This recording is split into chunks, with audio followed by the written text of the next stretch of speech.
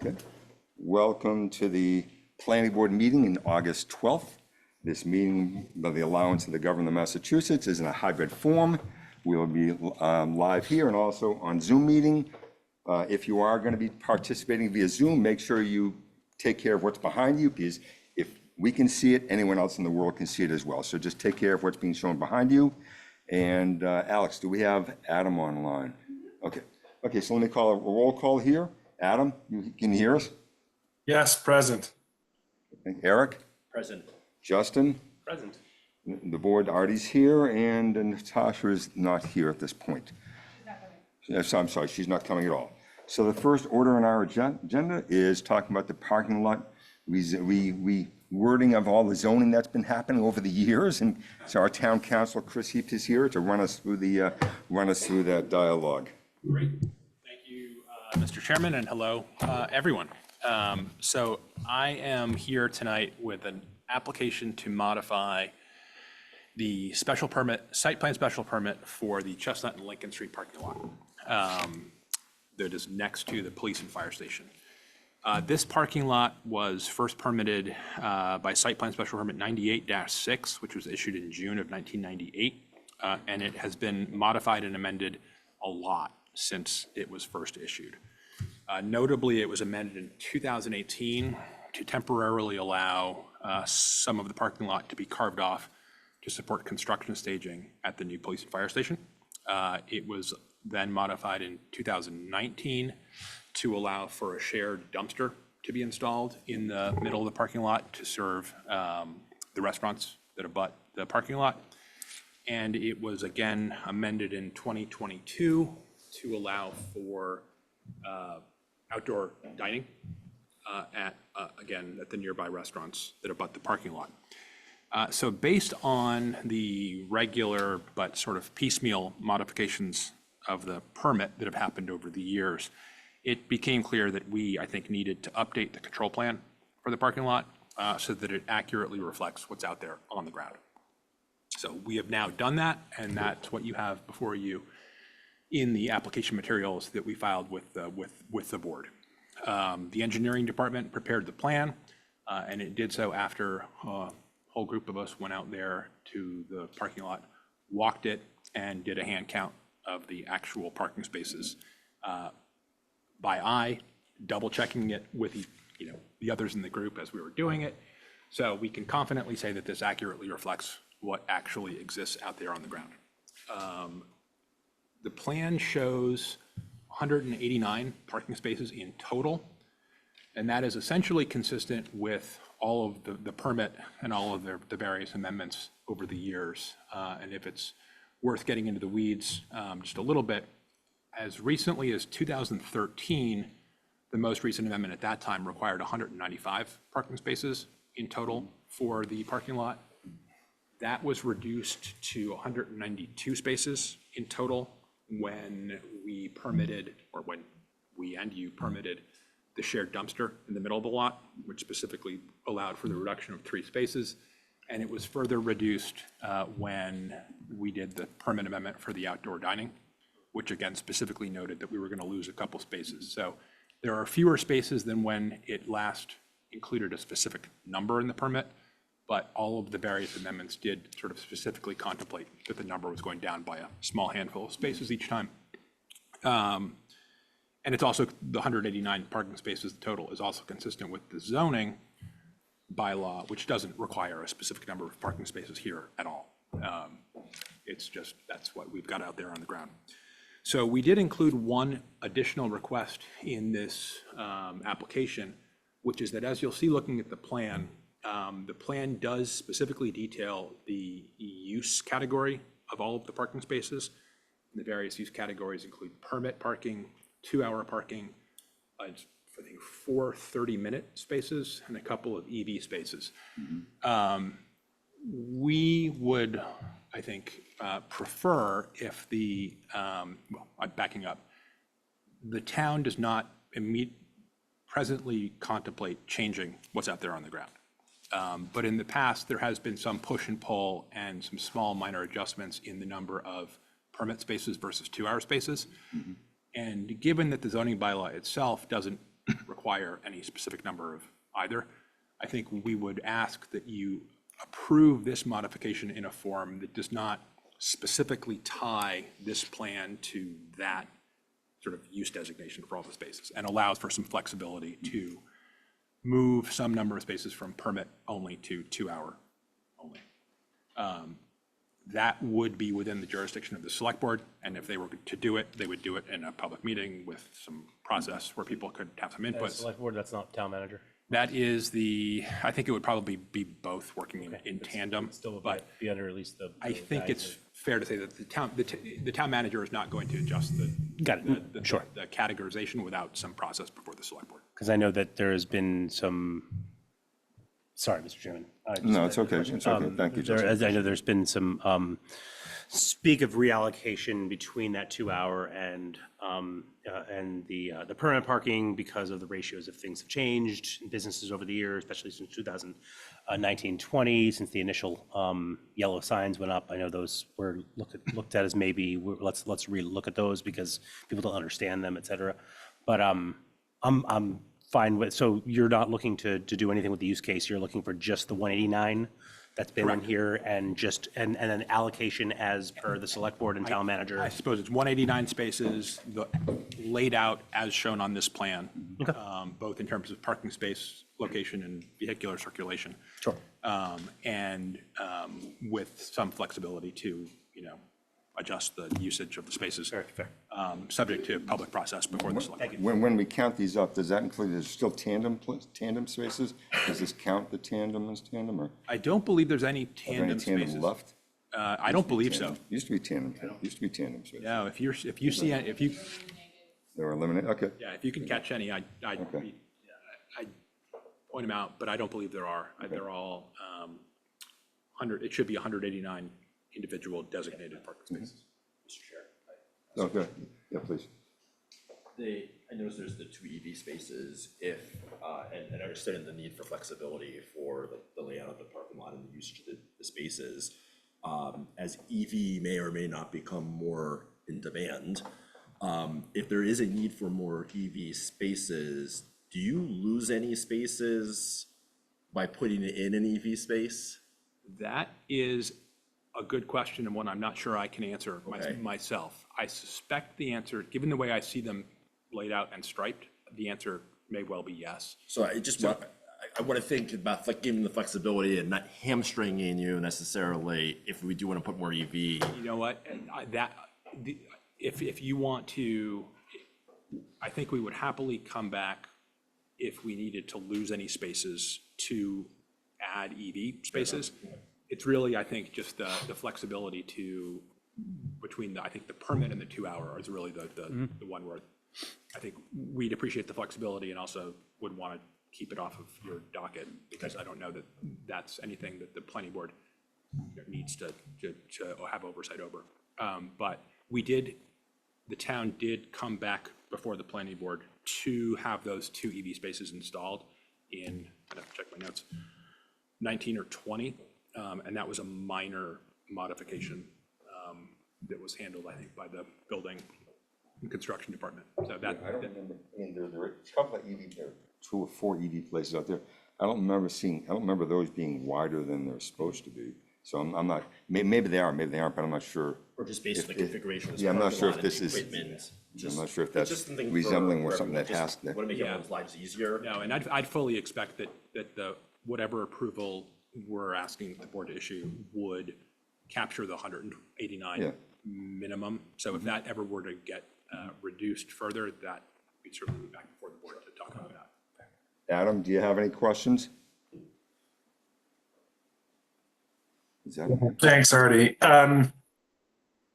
So I just wonder, Lee, to what extent this plan is coordinated and how it can be coordinated with the ultimate new parking plan that we'll have after the consultants done their work and we modify,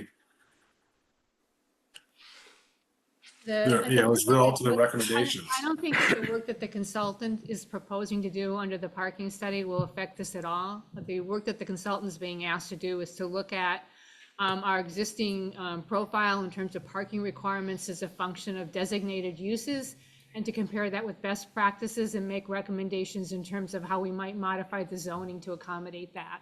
But it's not going to impact the layout of this parking lot.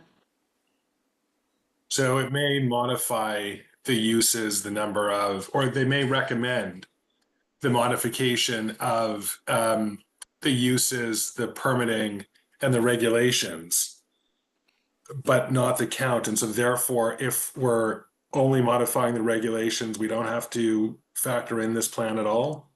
This was a plan of just providing municipal parking. It wasn't attached to a particular land use, which required a certain number of parking spaces. This is a public lot. The impact on any zoning change we would make would be relative to what the parking requirement would be for a particular land use. So you're asking us to approve the quantity, basically, and not per se the designated, each individual designated Correct. spot.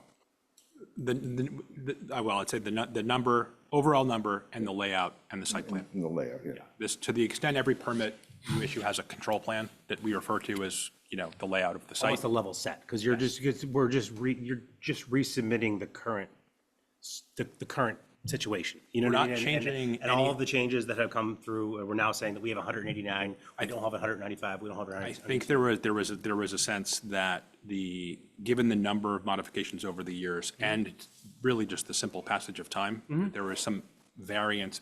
If we went back and we looked at the last control plan, there was going to be some variance between that control plan and what exists on the ground. Okay. So this is really just meant to Clean it up. bring the two. Fair enough, level playing field, got it. Okay. Mr. Chair, I will, we need to make a motion to. Yeah, please do. What would be the motion? Unfortunately, my computer has no Yeah, I power, think so. that maybe just close the hearing when you're ready and. I didn't think this was a hearing. Oh, this was a hearing. Okay, no. Oh, no, this was under minimum. Say, okay, then fine, then just to, then I think we'll have a draft decision ready for you at your next planning board meeting. Fair, okay. Someone make a motion? Yes, I move. No motion needed? Okay, Yeah, if this I is move- just, we'll do a draft opinion. okay. Yep.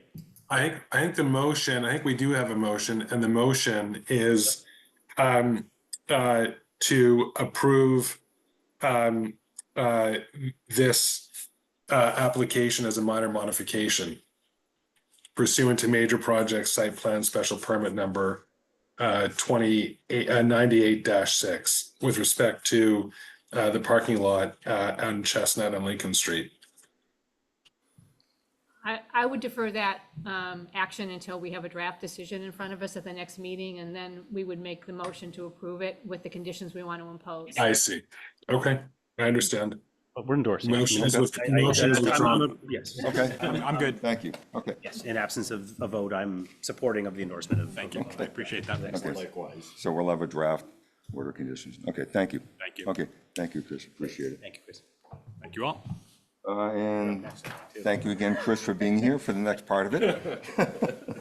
So we're going to discuss the updating or completely redoing our ADU bylaw section. We're going to throw out what we had, it sounds like, and put in the new one, essentially what the state was giving us. Does that sum it up in general? That sums it up pretty well. And if you want, I can sort of walk the board through what we've got and why we have it in the form that we do.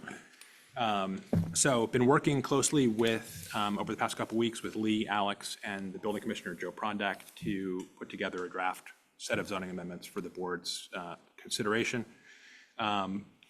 with the intent of bringing the zoning bylaw in line with recent changes to state law of how we have to permit accessory dwelling units in town. Those changes in law are applicable everywhere, and we're seeing towns all over the place looking to sort of have their zoning bylaw catch up with the new changes in law. So before I turn to the draft itself, I guess thought it might be helpful to just walk through very quickly the things we must do and the things we cannot do with ADUs under the new changes in law.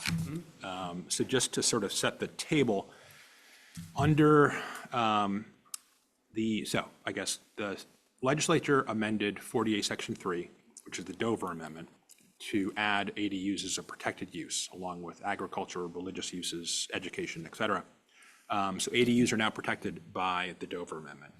In addition to the statutory change, EOHLC recently put out a set of regulations that really flesh out what regulation is permissible and what regulation is not permissible with respect to ADUs. And what we learn from EOHLC's regulations is that we must allow one ADU by right in all single-family zoning districts. Single-family zoning districts is defined in the regulations as any zoning district in which we allow single-family homes by right or by special permit. So in any single-family zoning district, we must allow one ADU by right for, and this is a quirk, for any principal dwelling on a lot. So if we allow single-family dwellings in a zoning district, we have to allow ADUs by right. But if we do that, a principal dwelling gets an ADU. So that could be a two-family, that could be a three-family, or that could be a multifamily apartment building. So it is the principal dwelling. So you will see in the bylaw that we use the term principal dwelling as opposed to single-family dwelling. That is by design, because under the regulations, a principal dwelling gets an ADU. We must allow both attached, well, either attached or, well, both attached and detached ADUs. We must allow both. We can't prohibit detached and only allow attached. An ADU is going to be subject to the dimensional standards applicable to the principal dwelling, to the single-family dwelling, or to an accessory structure, whichever is the most permissive dimensional regulation. So if we allow, sorry, Adam, I missed Is that that. Adam? So I wanted to hear you. I was just going to ask for an example because it's typically more permissive for the house than an accessory structure. It's actually, the terminology is fluky, but it's built, I think it's backwards. So oftentimes the principal dwelling might be subject to a Right. 15-foot side yard setback, but you could often have an accessory structure 5 feet from the With side 5 property. feet. Yes. Right. If that is true under your zoning bylaw, you get to put the accessory dwelling unit 5 feet from the side property line. Yes. Yeah. So the property owner gets to take advantage of the most beneficial dimensional requirement that exists for those different kinds of structures. We cannot impose a minimum lot size requirement to have an ADU. We cannot deny an ADU that is non-conforming with zoning. We cannot restrict who can live in an ADU, and that's notable because our existing bylaw Exactly. creates, a defined set of, I think, usually familiar relations or support What is a family, et cetera? Yeah, but that's, must live in the ADU. That is no longer allowed, and anyone can live in the ADU, and anyone can live in the principal dwelling. got it.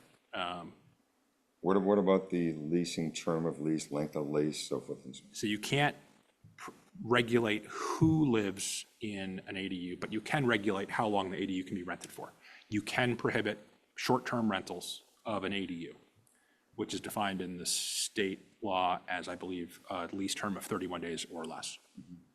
So this bylaw, when we get to it, does that, includes a prohibition on short-term rentals. The policy thought there, I think, from the state, is that they're looking to create a supply of actual housing, not It makes sense. Not short-term rentals. verbos or Airbnb type of stuff, something like that. We cannot impose design standards on an ADU that we do not also impose on single-family dwellings.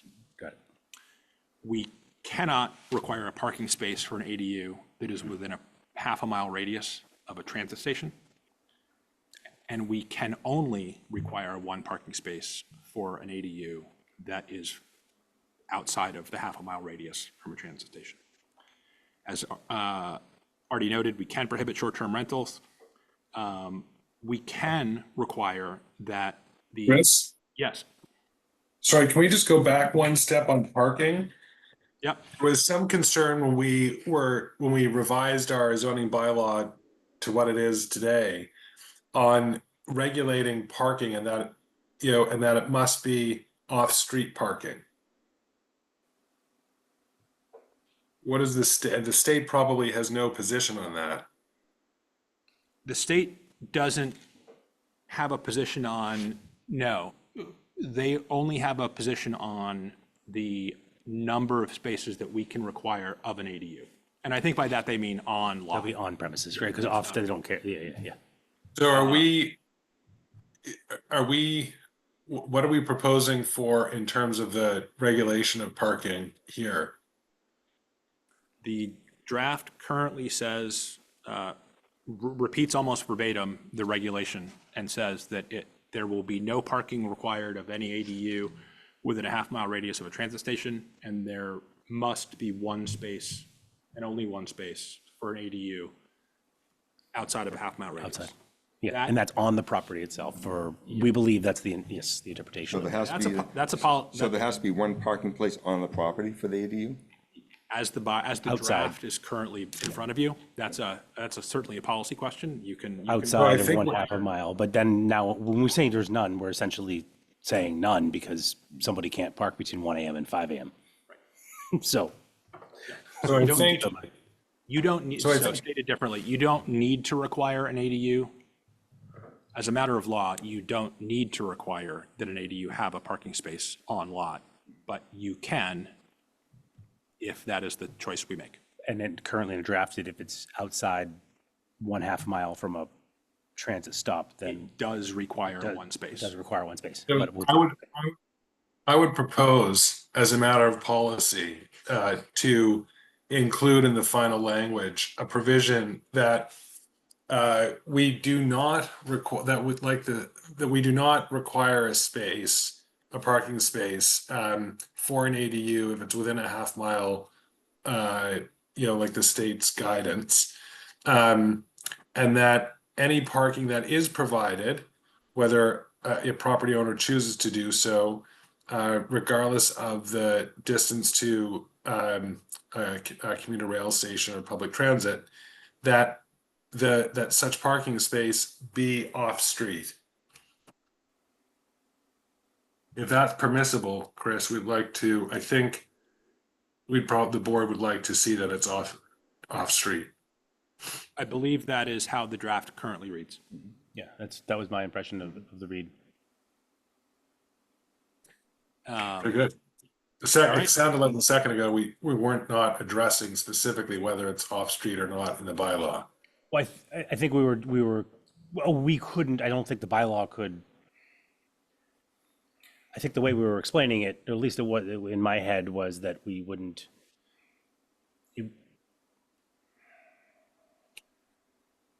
Getting Well, there's no street parking allowed. correct, that's, yes. So if So there's a parking place for it, it has to be on it premises. would be on premises Has to be for on any sort of, premises. when you say parking, it's gonna be on Yeah, premises. it has to be on premises. There is an interesting permitting question, I think, lurking in this Exactly.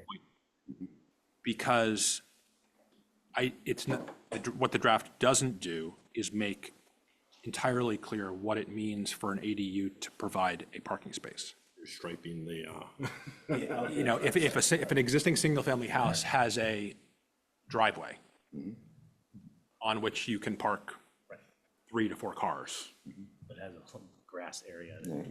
do they need to add more driveway in order to install an ADU? That's probably not a good result. But so we probably want to give some thought to what exactly are we requiring when we say an ADU must provide one parking space? Yeah, I'm certainly not looking for more pavement on the property. More blacktop on the And property. it's, Can't we just keep it simple and say that, to the extent that the property owner chooses to provide parking, that such parking has to be off-street and keep it this simple? Yeah, I mean, here's where we get into it. Are we just gonna say, I mean, you can just park in an area that's just dirt and you can just Yeah. park there and, your compression of your tires over time will make a parking spot. and That's go on private the road? Or property. do we say, are we saying, or requiring that the landowner put either non-impervious stones, if you're looking at it from that perspective, or a driveway, I'm non-impervious, like, what, are we looking to them to provide something that is considered a parking spot that's not going to just be grass or the front lawn? Or It's the most back lawn? pervious, it's the most pervious surface. So I think, Fair, you know, there is a right of private property here that I think we as a board have to determine to what extent we want to get into the micromanaging.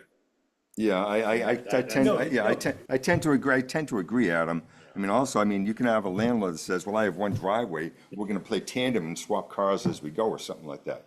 You never know, I mean, you never know what they're going to do, and so I don't know how far we wanna delve into. It's clearly undefined Yeah. and sort of just left vague and broad in the statute. What have other municipalities dealt with it, or is it just remain silent and we just have this requirement that there shall be one off premises, I have, off street? I'd have to look a little bit more. I have seen Attorney General municipal law unit decisions reviewing other towns' ADU bylaws, commenting on, I believe one town prohibited tandem parking for an ADU. And the Attorney General commented on that and wasn't crazy about it, but didn't disapprove it. And I think I have seen at least one bylaw that says any additional parking space has to have some form of landscaped buffer between the parking space and the property and the abutters. So those are, I think, two that have been approved by the Attorney General, but so those are two options that I can. We'll just leave it up to the attorney. Yeah. The attorneys, the lawyers will. To Adam's point, I don't know if we, no pun intended, I don't know if we Job get into the security. weeds. Yeah, I Defining, us Yeah. to That get. requires, fair, Justin, fair. that requires them to come back. And that's What's the that? whole point of the that requires the applicant to come back in front of the board of the ZBA, and the whole point of this is to prohibit that. So I think, so we're looking to adopt a zoning bylaw to conform it. I think we basically want to strip out remove what we have, right, Chris? And then in place, put something that is clearly compliant with the state statute.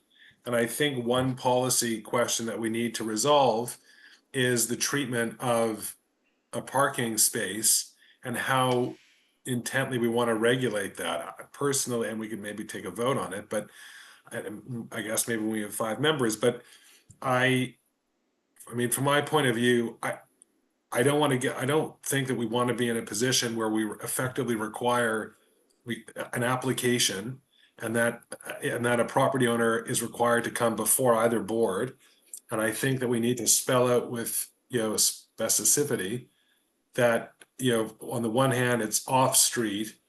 And then I would be very hesitant to, impose certain landscape requirements on it where we don't necessarily have some today. If I want to park my car on my front lawn, there's nothing prohibiting me from doing that, even though it might look goofy. I think it's like 30 days or more, then it becomes Department of Health, potentially an issue with the, yeah. Well, I mean, I tend to, again, we're talking about, I mean, at one point, we don't allow on-street parking anyway, so it has to be off-street, there's a certain half-mile radius implication going on anyway. I'm fine with not pushing further on what's going on. Great. Then I had only two more do's and don'ts. We can require that the principal dwelling and the accessory dwelling unit remain in common ownership. Again, we can't regulate who's living in either one, but we can say that they have to remain one lot. And that's only really interesting because for a time, we thought it was an open question whether somebody could condominiumize their accessory dwelling unit and have the ADU be one unit and the principal dwelling be a separate unit of a condominium. And the Attorney General is approving bylaws that don't allow for that to happen. So,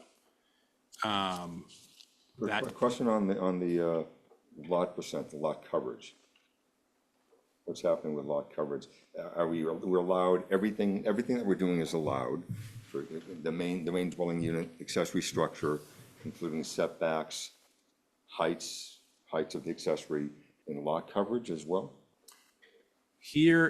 that's one of the most interesting sort of areas of this whole conversation.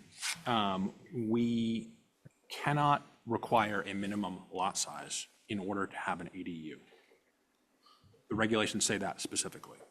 One, and the way that the Attorney General is interpreting that regulation is to say that you can't apply an FAR limit to prevent the construction of an ADU.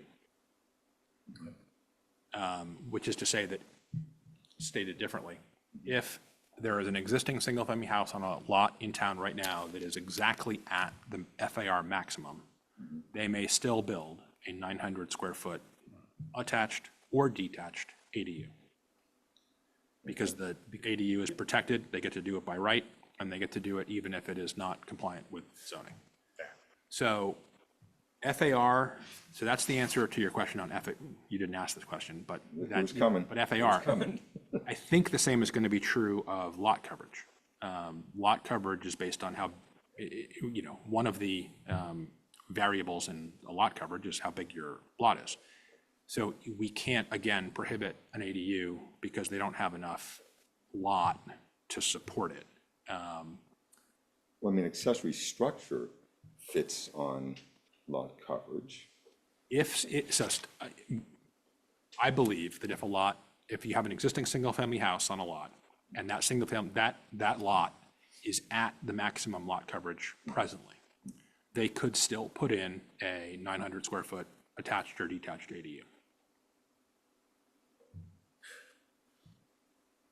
What I don't Gonna be think they interesting could for do, your, I have a question. Oh, Hold on, sorry. time out, too many people, time out. circling back to the prior discussion, Go I ahead. don't think they could put in more driveway to add a parking space necessarily. Okay. Because the driveway is not protected in, I don't think, quite the same way the ADU is. So, hold on, so, because I mean, we have some impermeable, you know, coverage on the lot where it triggers certain stormwater requirements.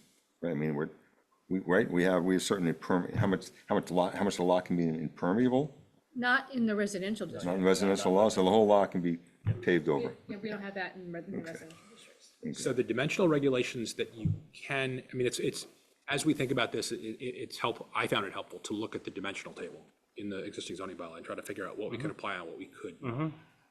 We absolutely can apply setbacks and building height.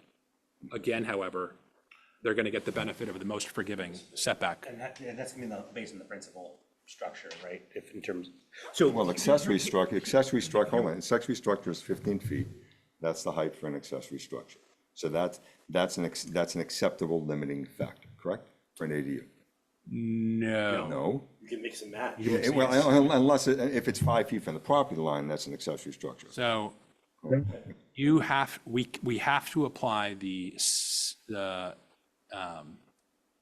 height limit can't be more restrictive than the height limit we apply to a single-family dwelling. Right.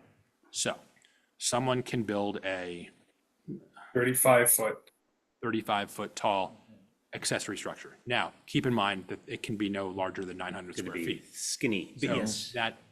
that may not work well, but if somebody Would can, love that. if somebody can architect it, at least in theory, you can get a 35-foot tall ADU. Well, a 20 And a by, basement or an attic without, anyway, that's cool. I mean, a 20 by 20 foot building is 400 square feet.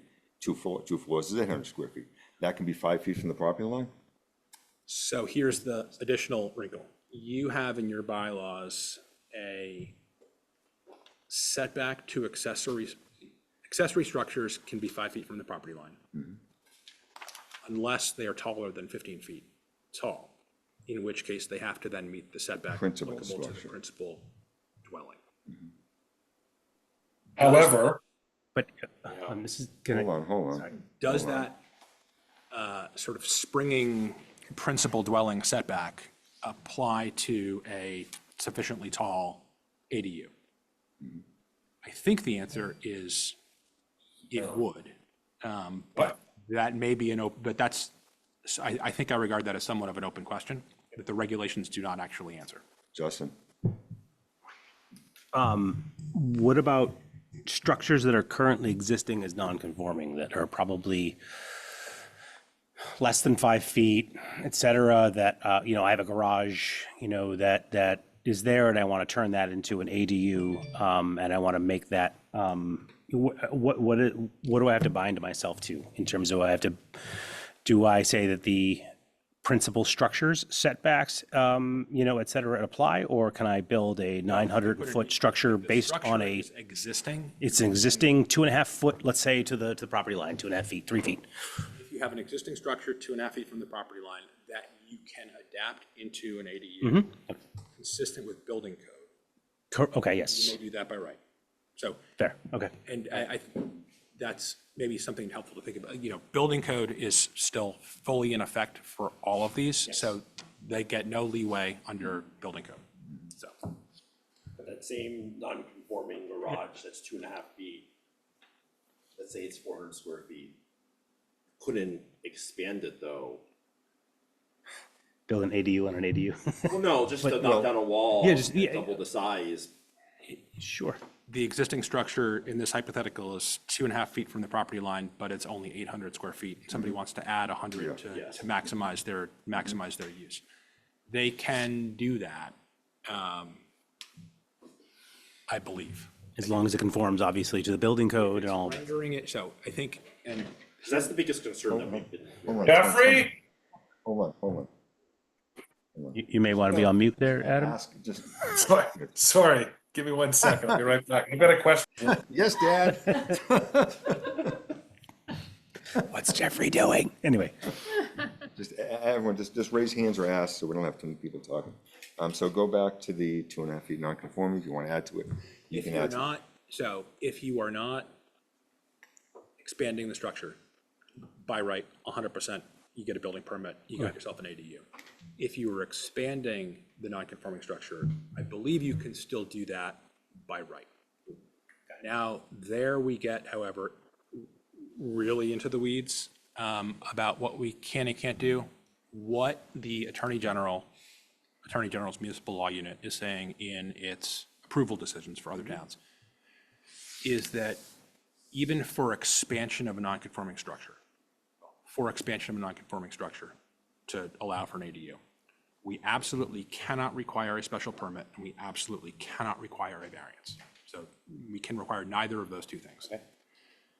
They then go on to say that it's theoretically possible to require what we call a Section 6 finding to allow for expansion of a non-conforming structure, which is done on the not more detrimental to the neighborhood standard, provided that the bylaw articulates objective, non-discretionary criteria for how you would evaluate that.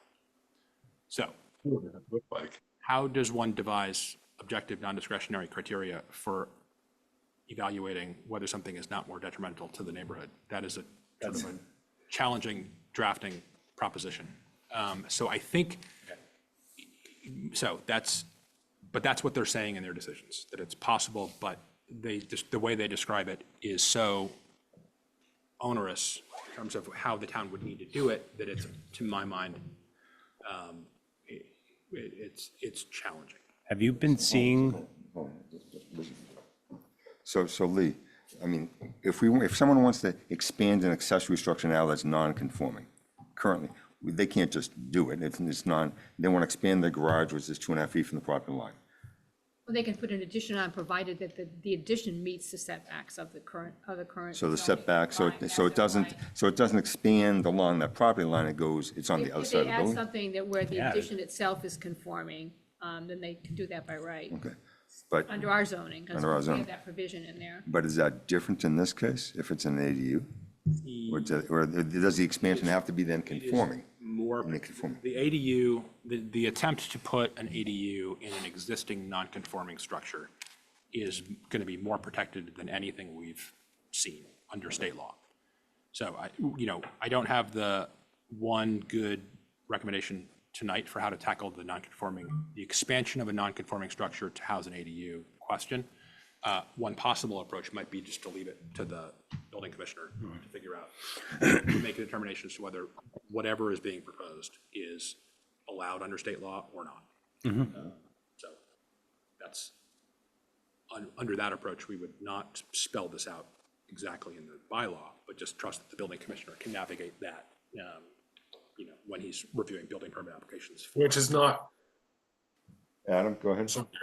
Which is not unusual. That, you know, the building commissioner is bestowed with that kind of a power on a great many things. And I think, you know, just for some of you that may not have been on the board at the time and may not have followed it, when we were looking at the ADU bylaw before, you know, one model that we did look at was, for instance, you know, the 900 square feet could be split on 2 stories with 450 feet on each floor.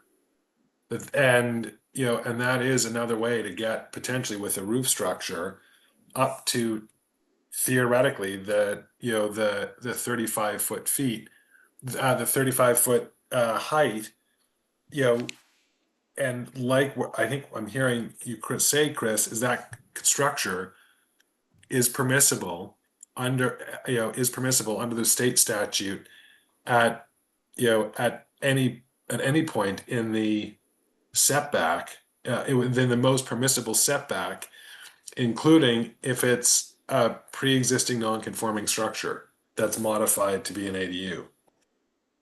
I didn't hear you say that, Chris. I heard that if it's above 15 feet, it has to be in the principal setback, correct?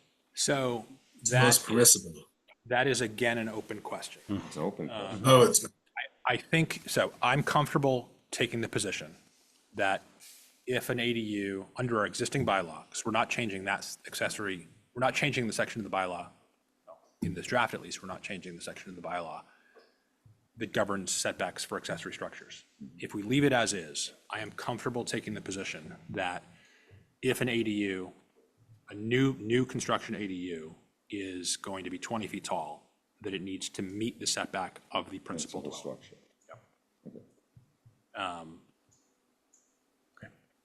and that's permissible, even if it's a pre-existing non-conforming structure. No, so there could be, so I want to be clear on this. This is all new for everybody, and the regulations do not account for Needham's funky variable setback for accessory structures. So I can also see someone making an argument that they get to put a new construction 20-foot tall ADU 5 feet from the property line because an accessory structure gets to go there. They get to pick and choose the most forgiving dimensional regulation from height, setback, sort of a la carte from our zoning bylaw. I think I like the first position better, and I'm comfortable defending it, but that is not, but that neither answer is compelled by the regulations themselves. I've actually asked this question, I can share. I asked this question of the MLU, and they hadn't seen this before in other bylaws that they have reviewed thus far. They agreed that it was an interesting question and agreed to get back to me with some further feedback after they discussed it amongst themselves. I don't have that answer tonight, but they're usually responsive and quite helpful. So I can have some sort of informal guidance from the Attorney General on how that would work from their perspective. But I don't have that answer. Got it. Justin, did you want to? Yeah, this obviously, this is just curiosity. It's maybe a little bit early on in the implementation of this statewide. Have you started to see, or have you, other communities on these questions of non-conforming, on these questions of, are you starting to see permits being requested for a lot of these exceptions that we're looking at? Or are we looking at the run-of-the-mill, are you know, the ADUs, new structures? You know, I mean, in what you're hearing in other communities, are you starting to see some of these one-offs or not? I have not seen any great run on the desire to construct ADUs in other towns. Okay. Nor, and because of that, I haven't seen any interesting ADU construction questions pop up across a building commissioner's counter. It's like, it's just, And that's a real question. Are we all spinning our wheels over something that's not really gonna? I Well, think it's that's just a starting. fair It's point. also just starting. We're dealing with the hypotheticals, but these have been allowed under state law since February, and I have not, that's not a great long time, but there hasn't been a rush. Okay, fair. So Chris, to confirm, so we're talking, we cannot, the percentage coverage doesn't apply. FAR doesn't apply. The only thing that applies, and what we're talking about here, is that if it's built as an accessory structure setback, then we're talking 15 feet. If they want to go above that, we're talking principal structure setback. But we still have the distance from any structure to the main, to another structure is 10 feet, correct? So that's one thing that we have. Okay, okay. Okay. Eric, do you have any? Except if it's pre-existing, right? Sorry, Eric. Well, pre-existing, if it's 3 feet from the property line, they can build that as an accessory structure style and expand it as needed under the accessory structure, 950 square feet, whatever it is. They can go up to 950 square feet, whether it's 2 feet or 3.5 feet or 4.5 feet or 2 inches. 900, but yes. 900 square feet. Okay. But as soon as they pop over that 15-foot barrier, we're saying principal structure setback. That is how the bylaw will, I think, work best as it's currently drafted. Okay. And you're talking about only related to structures that are, I guess, non-conforming to the accessory structure, like less than 5 feet, that with detrimental, you're talking about detrimental, maybe it wasn't detrimental, something about to the neighborhoods. No, that's the standard that the ZBA would typically apply if they were being asked to authorize an expansion of a non-conforming structure. But that is, but again, in the Attorney General's decisions in other towns, what you're seeing is the Attorney General saying you can't apply that standard in the normal fashion because it's discretionary. So if So- Adam? Go ahead. did you want to say Go ahead. something? So So- go ahead, Adam, go ahead. I'm sorry, Artie. No, this is a delay. Go ahead, Adam. It's fine. This is a delay. Go ahead. So I think what I'd like to see, you do, Chris, for us, is draft a simple memo of what the open policy decisions are, and what the options are. So, for instance, parking is one. Treatment of pre-existing non-conforming structure. I think that's the only way around the setback. I don't understand, Artie, what you're saying. If something is 15 feet, it has to then conform to the principal setback. In height, There's something that I was missing. if it's 15 feet in height, that's the height of an Oh. accessory structure in the distance to the property line. So if it's above that, then we're going to the principal structure setback. And Chris, you're saying that's defensible, Yes, in my opinion, yes. except in the case of an existing structure. Well, even then. No, in the case of an existing structure, someone may put an ADU in it by right, period. So here's the policy question, which was a struggle for the last planning board when we dealt with this. Do we have two sets of regulations for an ADU? One that's pre-existing and one that is not pre-existing? And does that become, that in itself, I think, is discretionary, because we're not the state is looking for uniform treatment. In And- neither case could you apply any discretionary standard to the approval of the ADU. Well, one way to look at, if I have a structure on my lot that's currently 6 feet or 3 feet from the property line, and that structure currently is 250 square feet, and I want to expand it or modify it or change it to 900 square feet, but my neighbor who wants to build a new ADU has to do it, 15 feet setback, then discretionary is not the right word, but you can see that it's, what is the right word? Where there's an imbalance in the treatment of the ADU.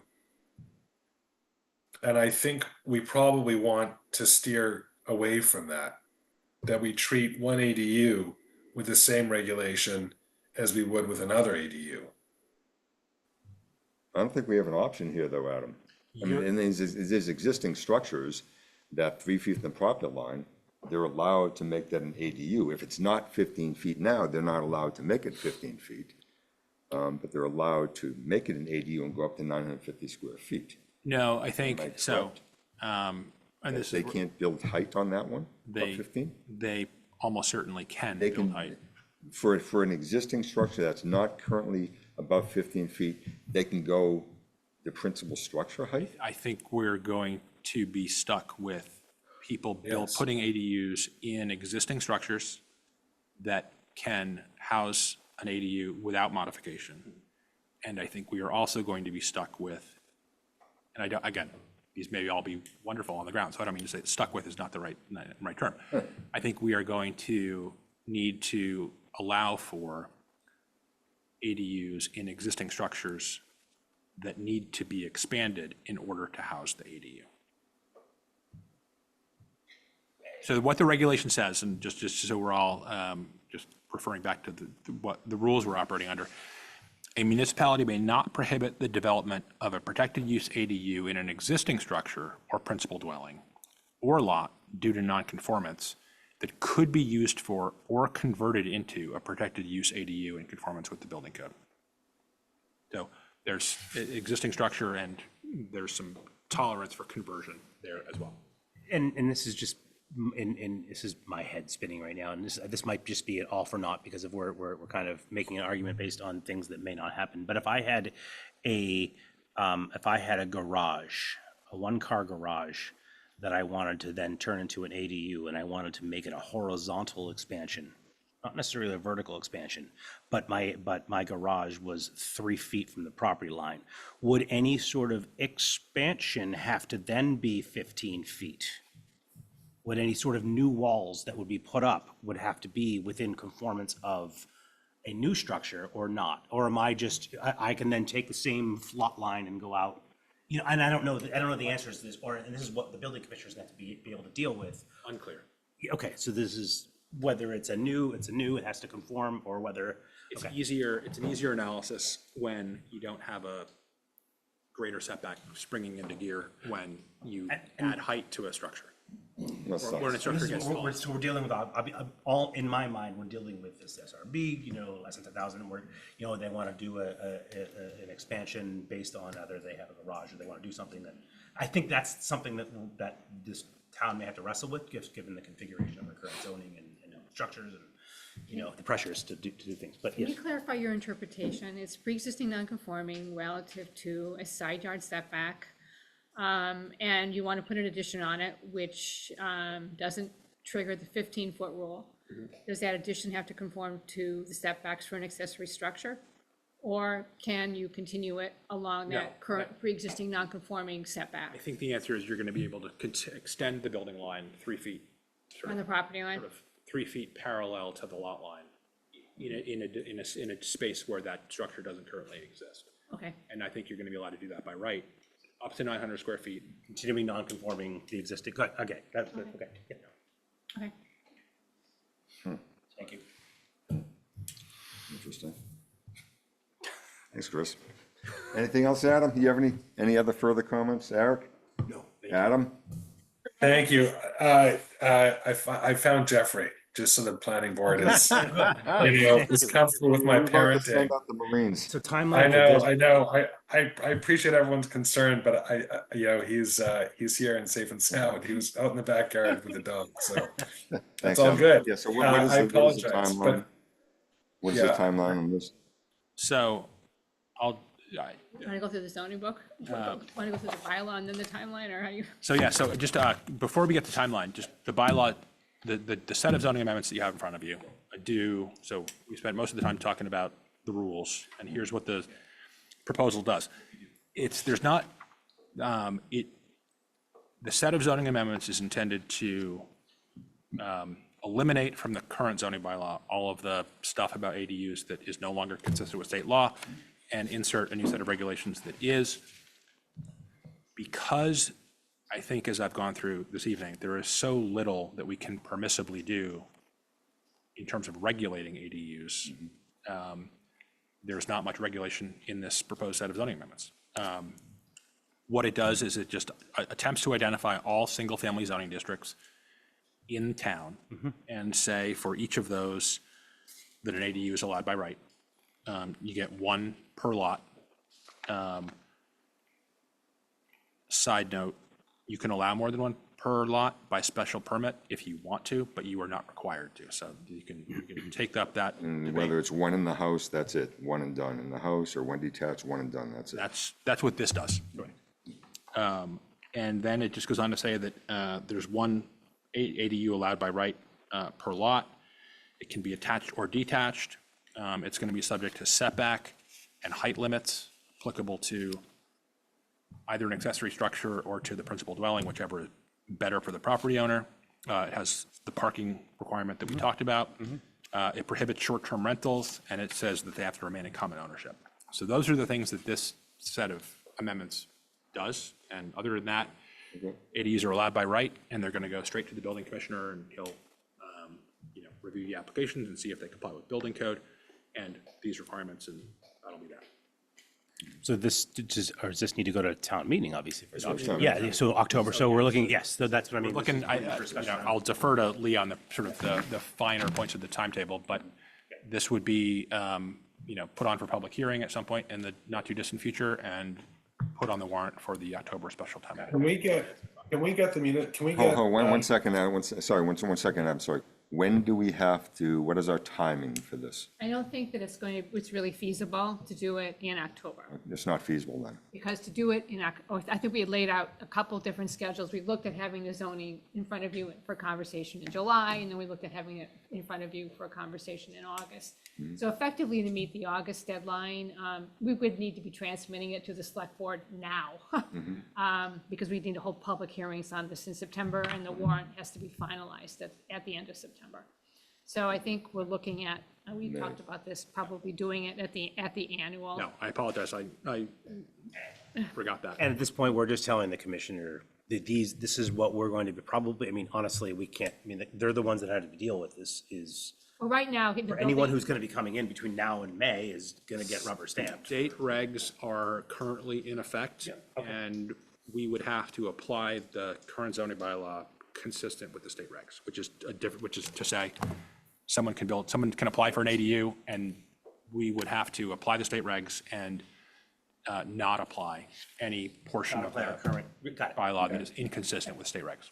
And I think So in the we're- packet that you got tonight, or for tonight, the building, I think I included what the building commissioner's practice is currently and what it will remain until this is actually adopted in the spring. Okay. Okay, So, okay, Adam? so there are still some open questions that would that would inform our policy, Chris. So can you follow up with the state? Do you think that by the end of September or into October, we would have resolution or guidance from the Commonwealth on those open issues? So, yes, certainly. On my specific question of the applicability of the principal dwelling setback for an ADU that is taller than 15 feet, I should have feedback on that within a week or two, I would think. I can, given that we're not trying to get this done for October, I can continue to track the MLU's treatment of non-conforming towns' attempts to regulate non-conforming ADUs in non-conforming structures and provide the board with any additional guidance that I come across. I guess that's my list, Adam, of the two sort of interesting questions that we're going to continue to sort of noodle over. Are there others that I'm not recalling? I think the primary question for us is, and I think that answer will inform our decision, is do we want to set out two classes of ADUs? One that is with a pre-existing non-conforming structure, or on the one hand, on the other hand, that's new construction. And if that's the case, if I have if I have a garage, Chris, that's 3 feet from the property line, and I want to knock it down because it's in crap condition, or, you know, there's no electricity, there's no plumbing to it, or there's very minimal electricity, can I knock it down and then still utilize that more permissive, pre-existing non-conforming set of dimensional regulations? Probably, yeah. So the question then is, are we gonna have 2 classes of I dimensional don't think- regulations? I would strongly caution against any two-class approach to ADUs. This should be as, the bylaw should be as, I think, you know, we can, if there is something we can regulate, I will tell you that we can regulate it. But there is in no event going to be any discretion about whether or not we are I approving get- an ADU or not. Fair. Do you understand the distinction that I'm making? Adam, one second. Lee, I mean, when a builder wants to build a new house, if they knock down a house, they can't just build it any way they want. They have to then conform to the building codes on that lot. If they knock down something that doesn't fit, that doesn't conform, they can't just then build the same thing back up, can I they? think, well, Chris, I think it's drawing a distinction between that and an ADU, Well, which has I a know, I a understand, different. I understand that. He's the lawyer at the table, I'm not the No, lawyer. and- I understand that, but. On that one, I was being, I should have sort of signaled it more clearly, but I was also being, I think, a little facetious. If someone has in Adam's hypothetical, if someone has an existing garage that's 3 feet from the property line, they could, I think, do any number of things to sort of get an ADU into that existing garage rather than tearing the entire thing down, clearing it off of the property and starting up from scratch. Your concrete footprint lies in the ground. You know, there are some things. If the foundation, you know, foundation are there, you know, that they can build it back up. And I apologize, Adam, I think, but I think someone likely could do an ADU close to the property line in Adam's hypothetical. Did you understand the distinction that I'm making when I say that we have 2 classes of treatment of an ADU? We have to make a policy decision between, you know, an ADU with dimensional regulations for non-conforming structures. That would be different. That would be Class A, and then Class B would be dimensional regulations for new construction.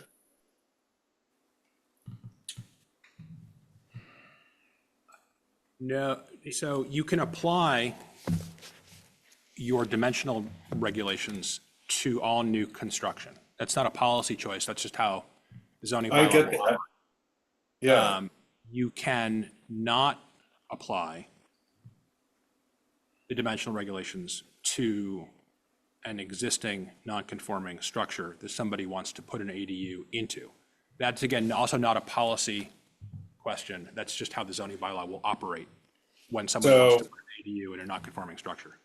so then it's not a function of policy, but it's still it is an instrument of the bylaw and the state statute that we have 2 classes of ADUs.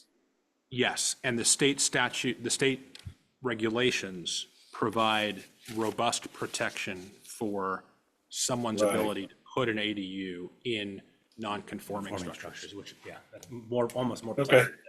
Mhm. So that I think that provides the clarity I need, you know, and so in terms of a schedule, we'd like to have final language really by the end of before the end of December.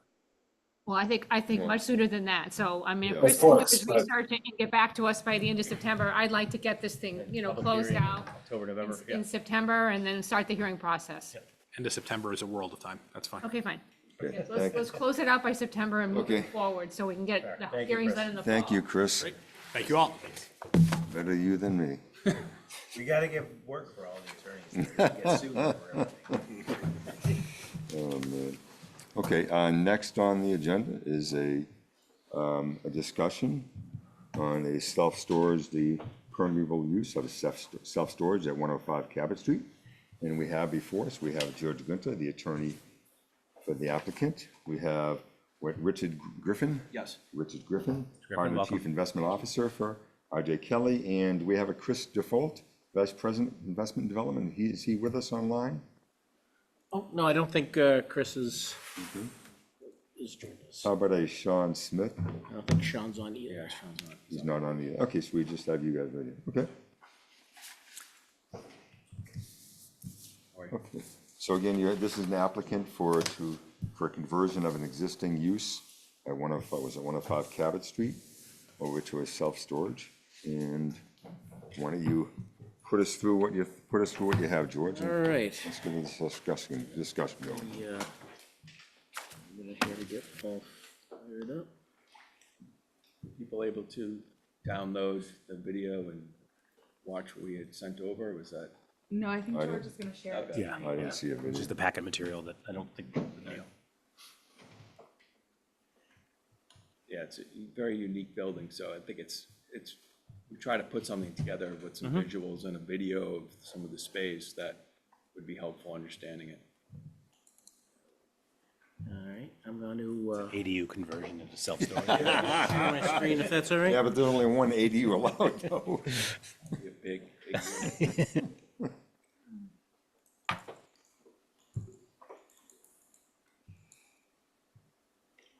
All right, so. All right. So, yes, so this is, as indicated, I'm George Chinta Jr., appearing tonight on behalf of RJK, and as indicated with me is Rick Griffin from RJK. And this is for discussion for 105 Cabot Street. 105 Cabot, I think predates now all the members of the board, which goes back to when Level 3 Communications redeveloped a chunk of the New England Business Center for telecommunications purposes. So there's a whole history behind that. But as I'll get into in a minute, this kind of was spun off and it has its own little mini history, which makes it easy for us for discussion purposes. But there is a whole sort of backstory behind that. So this lot in question was created in 2011 pursuant to an A&R plan that was endorsed by the board that took what was a very large piece of land that was part of the Level 3 Communications development and spun off one lot, Lot B, with an existing building that stayed, and a vacant lot, Lot A. That vacant lot is the lot we're discussing tonight. In connection with the A&R plan, there was a major project site plan special permit decision that was issued that authorized the construction of a new 3-story building on the lot. And that's the building we're going to talk about tonight. But before I get into that, I think have Rick tell you a little bit about RJK so you understand who they are and what they bring to the table. So we're New England-based, Burlington-based. All our properties are in New England. And we focus on a bunch of different asset classes. We own a lot of office. We're actually buying a lot of office recently, contrary to what a lot of investors are doing. We own a lot of industrial, R&D, some limited retail. Self-storage is one of our asset classes, probably makes up like 15-20% of what we do. And so we studied this building. It's a unique building. It was built purposely for data storage and had failed. So we were involved in a bidding process. It was way too expensive. And then they came back to us when they could not find other data storage companies to purchase the building because of the issues with the building. So we're here before you today to get sort of feedback and also discuss sort of our position on the building and our thoughts. So let's talk about the building. So as I indicated, so the property was permitted in 2011, took a few years to build a building. So in 2013, the building's constructed. It's a 3-story building with 128,750 square feet of floor space. So it's a very, very large building, which fits in that district. It's a district for large buildings. The lot, by the way, has got 96,889 square feet with over 466 feet of frontage on Cabot Street. The building are conforming, except one of the parts of the special permit decision for construction of the building was a special permit that was issued to increase the floor area ratio not only above what was permitted by right, but also over what was permitted by bonus into sort of the extra bonus which is allowed in that district. So, and that extra bonus is, I think it's, if you can have an FAR over 1.1, provided your use didn't have vehicle trips of more than 0.6 per 1,000 square feet of space. So the building was permitted for extra FAR based on its use as a data storage center. Because as a data storage center, it was at the time estimated that it would have roughly, I think, 0.10 vehicle trips. So it was well, or 0.01, it was well within, it was underneath the threshold. So it qualified for the bump up into the extra bonus on the FAR. The property, in addition to this large building, also has 45 parking spaces. That was established based on a determination that the use as a data storage center was going to require a maximum of 43, and they added in a couple extra to provide a little cushion. Those obviously are written into the decision as conditions, right? There's also a condition in the decision that a maximum of 18 people can be on site at any given time. So, got this really large building, really small amount of parking. The building itself is predicated and basically exists because the use has a low traffic count, right? So all of this combined with the size of the building, shape of the building, layout of the building, configuration of the building, it basically makes it really difficult to work with. So it's a little over 2 acres, and the building covers roughly half the site Yeah. with 45 spots. So you can kind of see here, this is the site plan from when it was permitted, and you can see you've got this little bit of parking down one side, just a handful of spaces on this side, and basically almost the entire lot's taken up by this massive building. Right? And just to give you an idea of what the building looks like, right here we've got a view coming up Cabot, closer onto the building, and then the backside of the building. And this is a notable view because one of the things I'll talk about in a few moments is you see that there's windows on the front of the building, or fake windows on the front of the building, but there's no windows on the side and there's no windows on the back. Basically, this building was built as a brick. solid block. Yeah, telco ware, yeah. Yeah. Adam, were you at, Adam, did you have a question? Yeah, thanks, Artie. Sorry, George.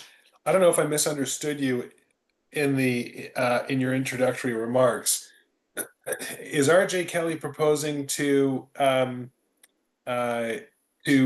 maintain the existing building and convert its use and renovate it, or to demolish it and build new construction? So you didn't miss it because I didn't say. But the answer to the question is, one of the reasons why we're proposing a self-storage here is because self-storage requires very little modification of the building. So it allows for the building to be kept largely as is. And the type of modifications are like, adjusting the loading dock and kind of, basically kitting out the And interior parking? with spaces on the inside, but just raw, rough spaces on the inside. All right, so let me, what I'm going to do now is show you, we did some videos of the building so that you can get a feel for how it actually looks. Because, it's one of these things, pictures and videos are worth 1,000 words, right? But the plan is to keep the site and the building from the exterior to really do nothing. It's really interior work of, just building storage units. And then while George is pulling that up, I think that the key thing is, based on the use, will you generate, traffic on the site that will exceed that 0.6 threshold? No, I mean, It's it's storage traffic is minimal. And we wouldn't even actually need all those parking spots. For a facility of this size, we need, we'd probably use 8 spots, like at most, but we have it, so we're not gonna touch it. How many storage units will be inside the building? That's where we haven't finalized our plan. Right now, the rough unit count is 977, but because of the infrastructure that exists in the building, we're looking at potentially some art storage, some wine storage, some sort of, because of Needham and where it's located, some, higher end storage uses in there.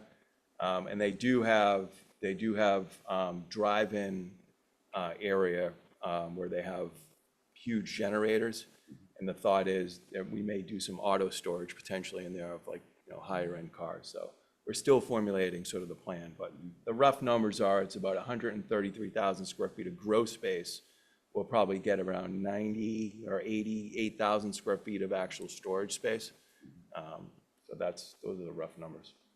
And to comment on the vehicle trip, although we'd have to do, an actual study, but generally speaking, self-storage facilities are treated as small warehouse in the ITE manual, and small warehouse in the ITE is 0.26, I think, so it's well under. 2.6 per what? Per thousand.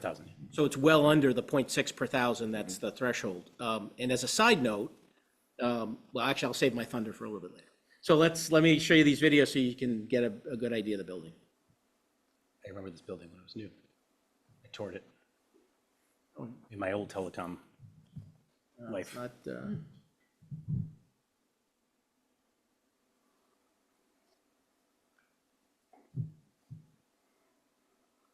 sure how well this is gonna work with the connection, Yeah, it's a little bit slow, but. yeah. Laggy. This is just showing you the outside and then the limited amount of parking that's there. And you can see the building there, how there's no windows really on that side. So while this is going on, so the plan is to have, obviously, there'll be a name on the building, but is the plan to make it look like other storage facilities where basically there are fake windows and fake No, storage we're looking not- units? We're not touching the exterior other than some signage. We don't want to really do anything to the exterior. Actually, it's incredible how it's laid out from a loading and entry right now. It works perfectly. And there's pretty significant slope on the backside. It slopes down.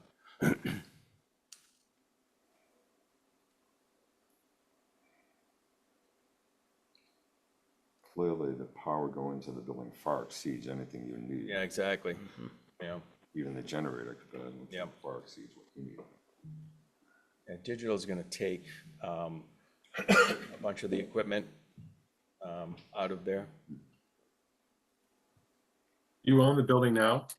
No, we have an agreement to purchase it, with terms to purchase it.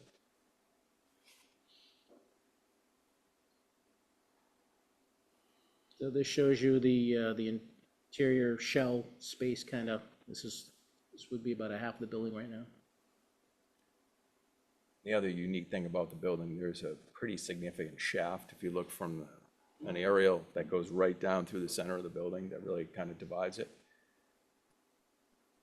That makes it a challenge to really do anything else. I mean, like a donut, like a donut in the Yeah, building? exactly. They have these giant louvers where these generators fire up, and all these louvers open up to bring air in. It's really, the amount of pretty money impressive. yeah, it is. The amount of money they invested in here is. We were a customer of Level 3. Oh, you company were? I worked for, and we got a tour of this, actually probably about a month after this was lit up. Pretty impressive. Doing indoor skydiving. Yeah, really. Yeah, that's probably the only other use case that would come to mind, a trampoline park or a. Yeah, you need parking for that, though. Yeah, it's true, there's more parking required for that. And it would be well over the vehicle trips too. Yes. You need more than 18 people to run that.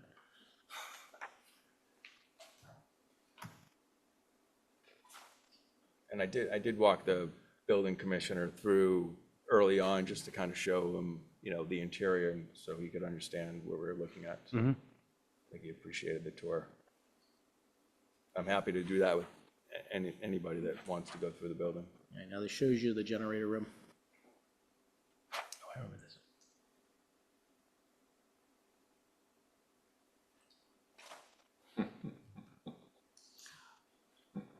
It's really incredible what's in here. This is a smaller data facility. Yeah, you're right. The ones they're building, so see those louvers, those are the things that open up to the shaft that's right on the other side Amazing of that stuff. wall. Yeah, it's amazing some AI company isn't snapping it up. They're going bigger. Yeah, This that's is- too this is small. like a drop in a bucket. It's honestly, it's too small for them. And the other thing is sort of access to fiber and power. Yes. Like, they're all going to locations where energy is a lot cheaper and more available. The power, fiber probably Certainly the have, cost, the cost of power is a big thing. It is. Very significant, yeah. that's the capacity here. Yeah, and this gives you a sense of some of the finished space where they have the raised floor and a bunch of the equipment. And obviously, all of this is gonna come out, you got, and just convert it to storage space. So, Correct. Digital was gonna take it? No, Digital Realty owns it right now. Okay.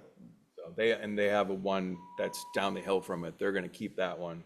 And they're transferring tenants out of this into that one. You said down the hill? Well, it's just down the slope. It's right next, So it's they have, adjacent to they this have another building. facility similar right next purpose. to it, yes. Oh, So that was when I was mentioning about how they split the lot. There's another larger lot down below that's gonna build, that was the existing building at the time that they had redeveloped. a similar purpose? Yes. Yeah, so these are the cages, the storage cages where, they'd rent out this space to, a tenant, and this is where somebody would locate all their equipment. but it never came to pass. It didn't, I think this only got to maybe like 20% occupancy. It was,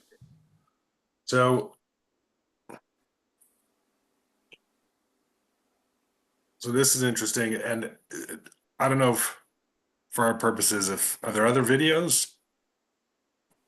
and that probably gives you the best sense. of Yeah. those So those 4 videos, I think, really kind of cover a good part of the building. You really do get a sense of sort of all the applicable areas of the building.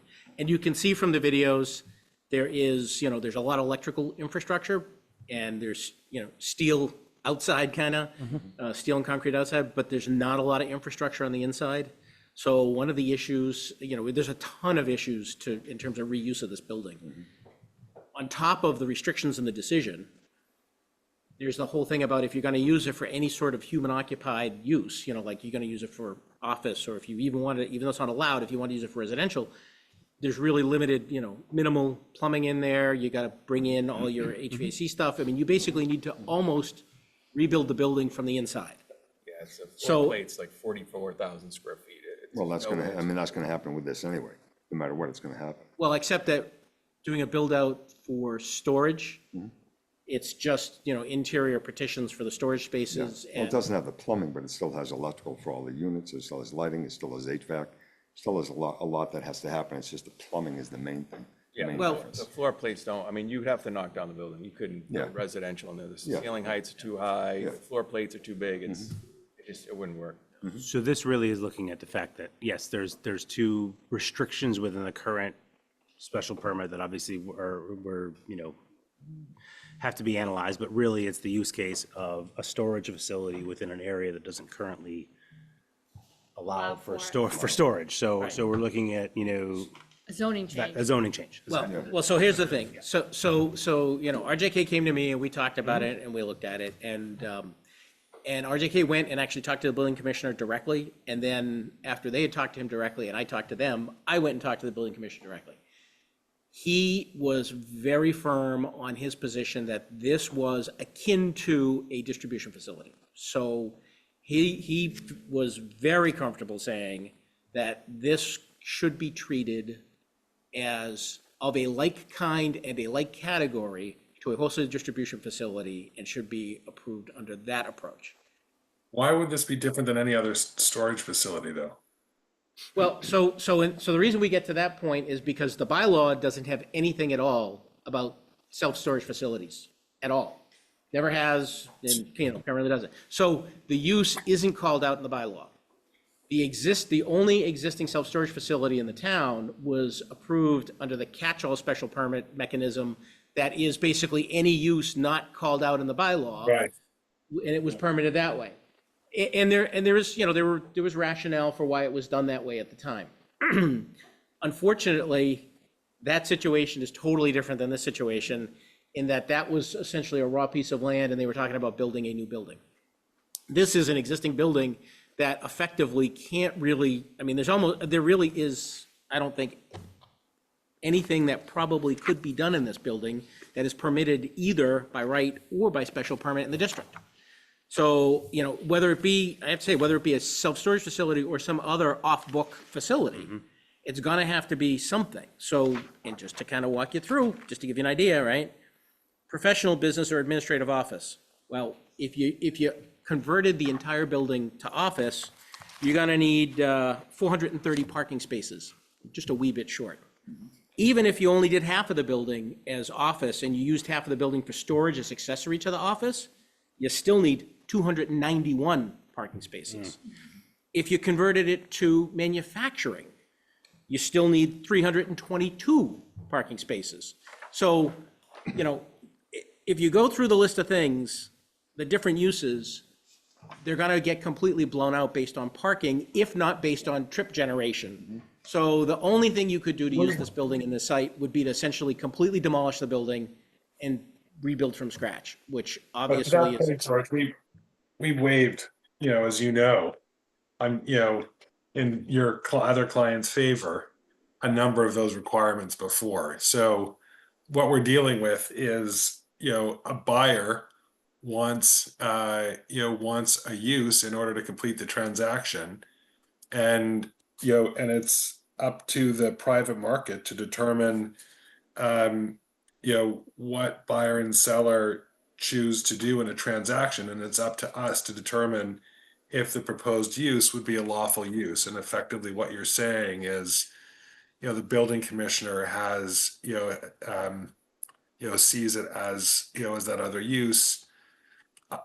I can't recall, because I don't have the bylaw in front of me, why, if this is pre-existing if this is a pre-existing structure, why it can't be classified under this, under the other use not enumerated, like, you know, elsewhere in the bylaw provision. I didn't think that that was restricted only to new construction, but I understand what you're saying, but, you know, and being in, you know, in real estate, and Eric too, you know, represents clients that hold real estate, and Artie, you're dealing with real estate all the time, and Justin, you have to deal with facilities. Like, we all know that, you know, another use, regardless of what the planning board would waive, would require a much more intensive renovation that would be much more rigorous and would require a lot more, you know, dealing with plumbing and more HVAC and otherwise that you'd be required for storage use. But, you know, I think we're kind of dealing with, the way I see it, you know, an economic engine for the town. And, you know, in the New England Business Center. And, you know, we'd like to see the highest and best use. And we'd also like to see, you know, that's permissible. And we'd also like to see, you know, the building that's actually occupied. So, you know, based on those parameters, you know, I don't see really an alternative than what we're really dealing with. Eric, In do your you have any proposal. thoughts? No, I agree with Adam on the comments that Adam made, and I don't see a need for us to sort of rehash what could have been done when the building was put in the first place. And we're dealing with a set of bones that can only have a certain composition. So no further comment. Justin? No, I mean, I do, like, I do support, I'm trying to figure out the path forward through this, through the structure that is currently there. I like the use case that you're doing, especially with the fact that it's going to not necessarily increase the trip generation. It's not going to necessarily increase the parking, you know, which obviously most other use cases that would support in that area would. And, you know,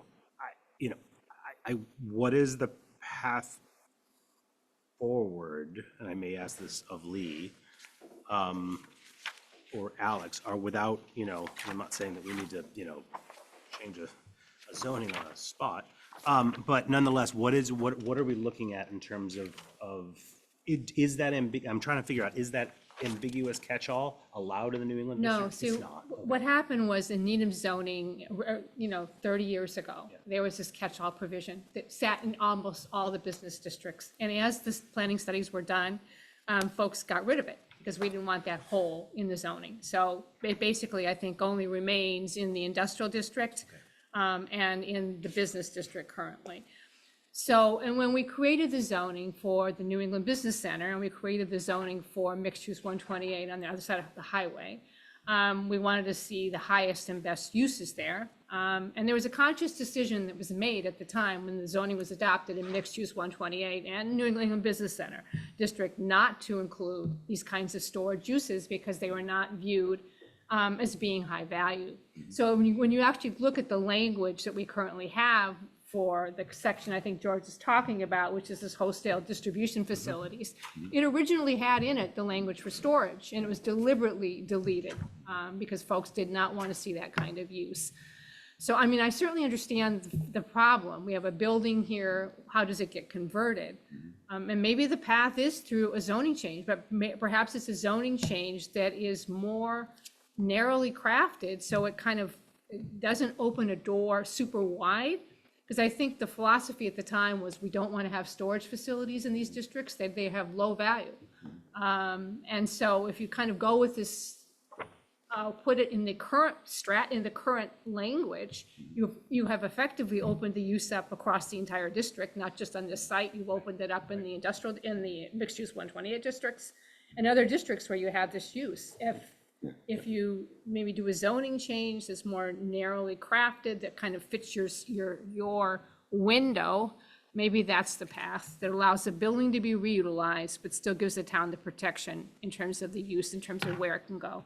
So I mean, I understand, It's an idea. yeah, no, I appreciate that, Lee, and I agree. We have to be very careful. So I understand the building and the limitations, what's going on in the building. And I like when I was asking you, what would the building look like? Well, it looks like it wouldn't change much. And that's certainly in my eyes, that's a big thing. Again, that area, in the business district, and that whole area is zoned for a particular reason, to achieve over time a particular purpose. And then this, this building was lumped in there, which isn't normal, isn't anomaly, I think, to the whole area in general. But again, that area was zoned to imagine something over time. And what I don't know is, what's the value of the storage versus what was the value of what was being used here? What was the value to the town of what was there? What's going to be the value of this purpose right here? Because again, that whole area is supposed to have a certain vision to it. And storage obviously wasn't part of that vision. And so it certainly needs a zoning change. I don't know exactly where we go from there. I think it certainly needs some type of zoning change, but I definitely understand the quandary as far as that building, the limitations that building has. I don't know that we want that, Artie. What's that? What? Sorry, I don't know that we do want a zoning bylaw change, because I think, like Lee is saying, the town time and again has preferred to not enable the use except in very limited circumstances. Well, that's what Lee was talking about. She was saying, probably some said limited in scope, because we weren't allowing those in that area. And so, I mean, I don't see just saying, fine, it can fit into some other category, and we can allow it to occur there without having some type of zoning change of some kind, without opening up the whole area. I don't think we can just say, fine, go ahead and build it. I don't think we can do that. Can you clarify that? I thought what you were saying is this kind of an approach, as we dealt with, I think it was on Hillside Avenue. I can't remember if that's right, where the other self-storage facility is. To treat the use in a more strategic way and not through a zoning bylaw, and that would include George's approach, per the building inspector, and just dealing with it strategically this way. You cannot use the same approach that you used on Hillside Avenue in that industrial district. there's a specific use that allows you to grant by special permit a use that's not otherwise called out in the zoning. Yes, That yes, language does not exist in the New England Business Center. So in yes. the New England Business Center, you are restricted to the uses that you have designated Sure. for that district. And so the use I think that he wants to place it under is this warehousing use, which does not include the term storage, and that term was deliberately deleted. So the last time we looked at a storage facility in mixed use 128, the planning board said the use isn't allowed. It was, specifically decided not to allow it, and a zoning change was pursued, and then they went a couple steps, came up with the draft language, and then moved on. So it was never actually implemented. So So, This may be my naivete, and I should say naivete, I'm not a lawyer. So do we have a definition of wholesale distribution facility? Nope, no, we do not have a district, so it's all for interpretation. It's all, right, I mean, what you, Yeah, no, I get it, because yeah. I don't necessarily think we're gonna need to go down and do a zoning change. I'm sorry. Well, we I don't. can't, And I know you were talking about the facade. Well, we can't do, and- we can't do anything we want to do. We can't, yeah, but we can't do anything we want. I understand. No, but Lee has already said that the language was specifically deleted, taken out, because we didn't want that in there. That's what was said. Can I go back to what I was saying? Thank you. I understand what it said, wholesale distribution facilities excluding the storage of flammable and the word storage. I read the packet. I read off, and was that submitted, the extra thing that you had submitted to us after our chairs meeting, was that sent out in the packet as well? I forget, was the. Yeah, the whole Okay. thing. Yes, so, I understand the history of this. What's your timeline? Well, I mean, we're looking for feedback today to see if, we want to move forward. Because obviously, moving forward is gonna be, if anything, it's gonna be spring, next year if we were to do something, right? I think that timeline, if we were to go forward, We were to hearing do process, it. et cetera. Plus AG's approval, which would be the Right, fall. So, yeah, so it's, yes. Yeah, our thought was, given the commissioner's support, if folks were, comfortable with, what we are proposing, that we'd be able to do it in a much faster timeline. And if we're talking about a zoning change or whatever the strategy is, I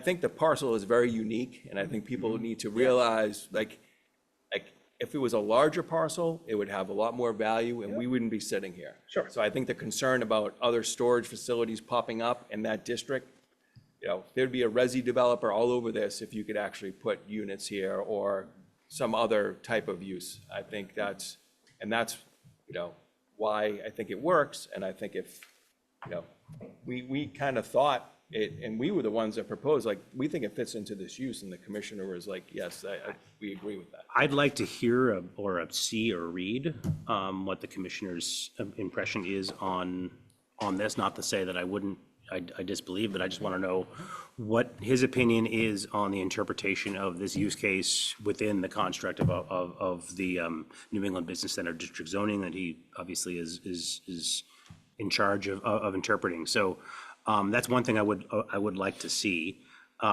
because obviously that's going to be the comfort level too as well. I wouldn't, if no one thought, if we're trying to put a square hole in a round peg, round peg in a square hole, I'm not for, let's say, oh, we can put a marijuana facility here, and there's nowhere here that we can, I can put it in a medical laboratory. No, it's not. We're not trying to shove something into area that doesn't exist.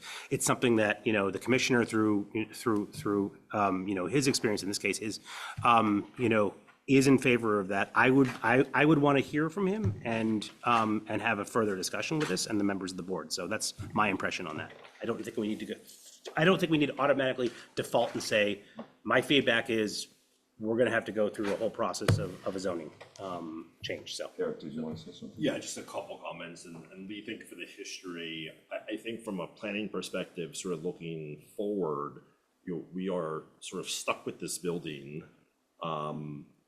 It was approved for the sort of this data center use, which, again, in my opinion, I don't know if that's better or worse than a storage use. And so from a planning perspective, we want this to be used, this building, and whether RJ Kelly is going to be involved with this, we're going to be dealing with this issue going forward with any other future buyer. And it's something we need to consider in terms of planning and having some use there.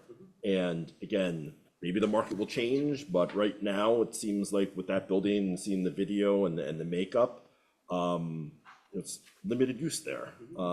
So I also would agree with digging a little bit deeper into the commissioner's sort of interpretation and sort of comparison of the storage use with the distribution. 1 second, Adam. So Lee, could we have the commissioner come before us? Have a discussion on this one. Adam? So I'm looking at the zoning bylaw, and unless I missed something, I checked the definitions. I did not see wholesale distribution facility defined. And all it says is it's the words that, I think, George, that you used before, it's one of the permitted uses as of right, wholesale distribution facility. But in an enclosed structure, excluding the storage of flammable liquids, gas, or explosives. So it doesn't sound like you're wholesaling, storage. You're storing, vehicles for wholesale. You're talking about, someone, like a wealthy person who wants to store, a Bentley or something, or whatever kind of a car it may be. They, it doesn't have to be a high-end car. Maybe they just leave it here for the winter while they're in Florida or something. Who knows? And then otherwise it's self-storage. Like if Artie has 500 boxes of paper he wants to put up, that's not I don't understand how that's wholesale. Having said that, I understand the plight that you're in and that you don't want to take a year to go through that process through a zoning bylaw. And if there's a way to avoid having to do that, that would make sense. But I think I need a little bit more, like George, you haven't done, with all due respect, a convincing job explaining what how this would be a wholesale distribution facility. So it's actually, it's a bit deceptive, because it's not that this fits exactly within that category. It's that this would be a use in the same general category and similar in kind to a wholesale distribution facility. But that's not what our zoning bylaw says. Our zoning actually bylaw, no, it says the following uses are permitted. And it doesn't speak to a variation of the use. Or if it does, point it out to me. Well, George is right. There is flexibility to make a finding that a use is similar in kind to another use and put it in that category. I think the problem is that within the zoning itself, there's a category called wholesale distribution facilities or storage. And that's kind of applies in the business district and the Hillside Avenue business district, where storage is called out specifically, and in the New England Business Center where it's not. Right. So Even if you make that determination, it doesn't have the storage language in it, and it's clearly called out as being distinct from what's called out in other districts. yeah, and there's a reason for that, and there was a reason why we didn't want storage in that, in this area, which is supposed to be an economic engine of the town, right? Because it's a lower lower revenue generator, for the town. It's and I understand. What you're saying is elsewhere in the bylaw, there is a provision for the board to exercise some discretion. Exactly.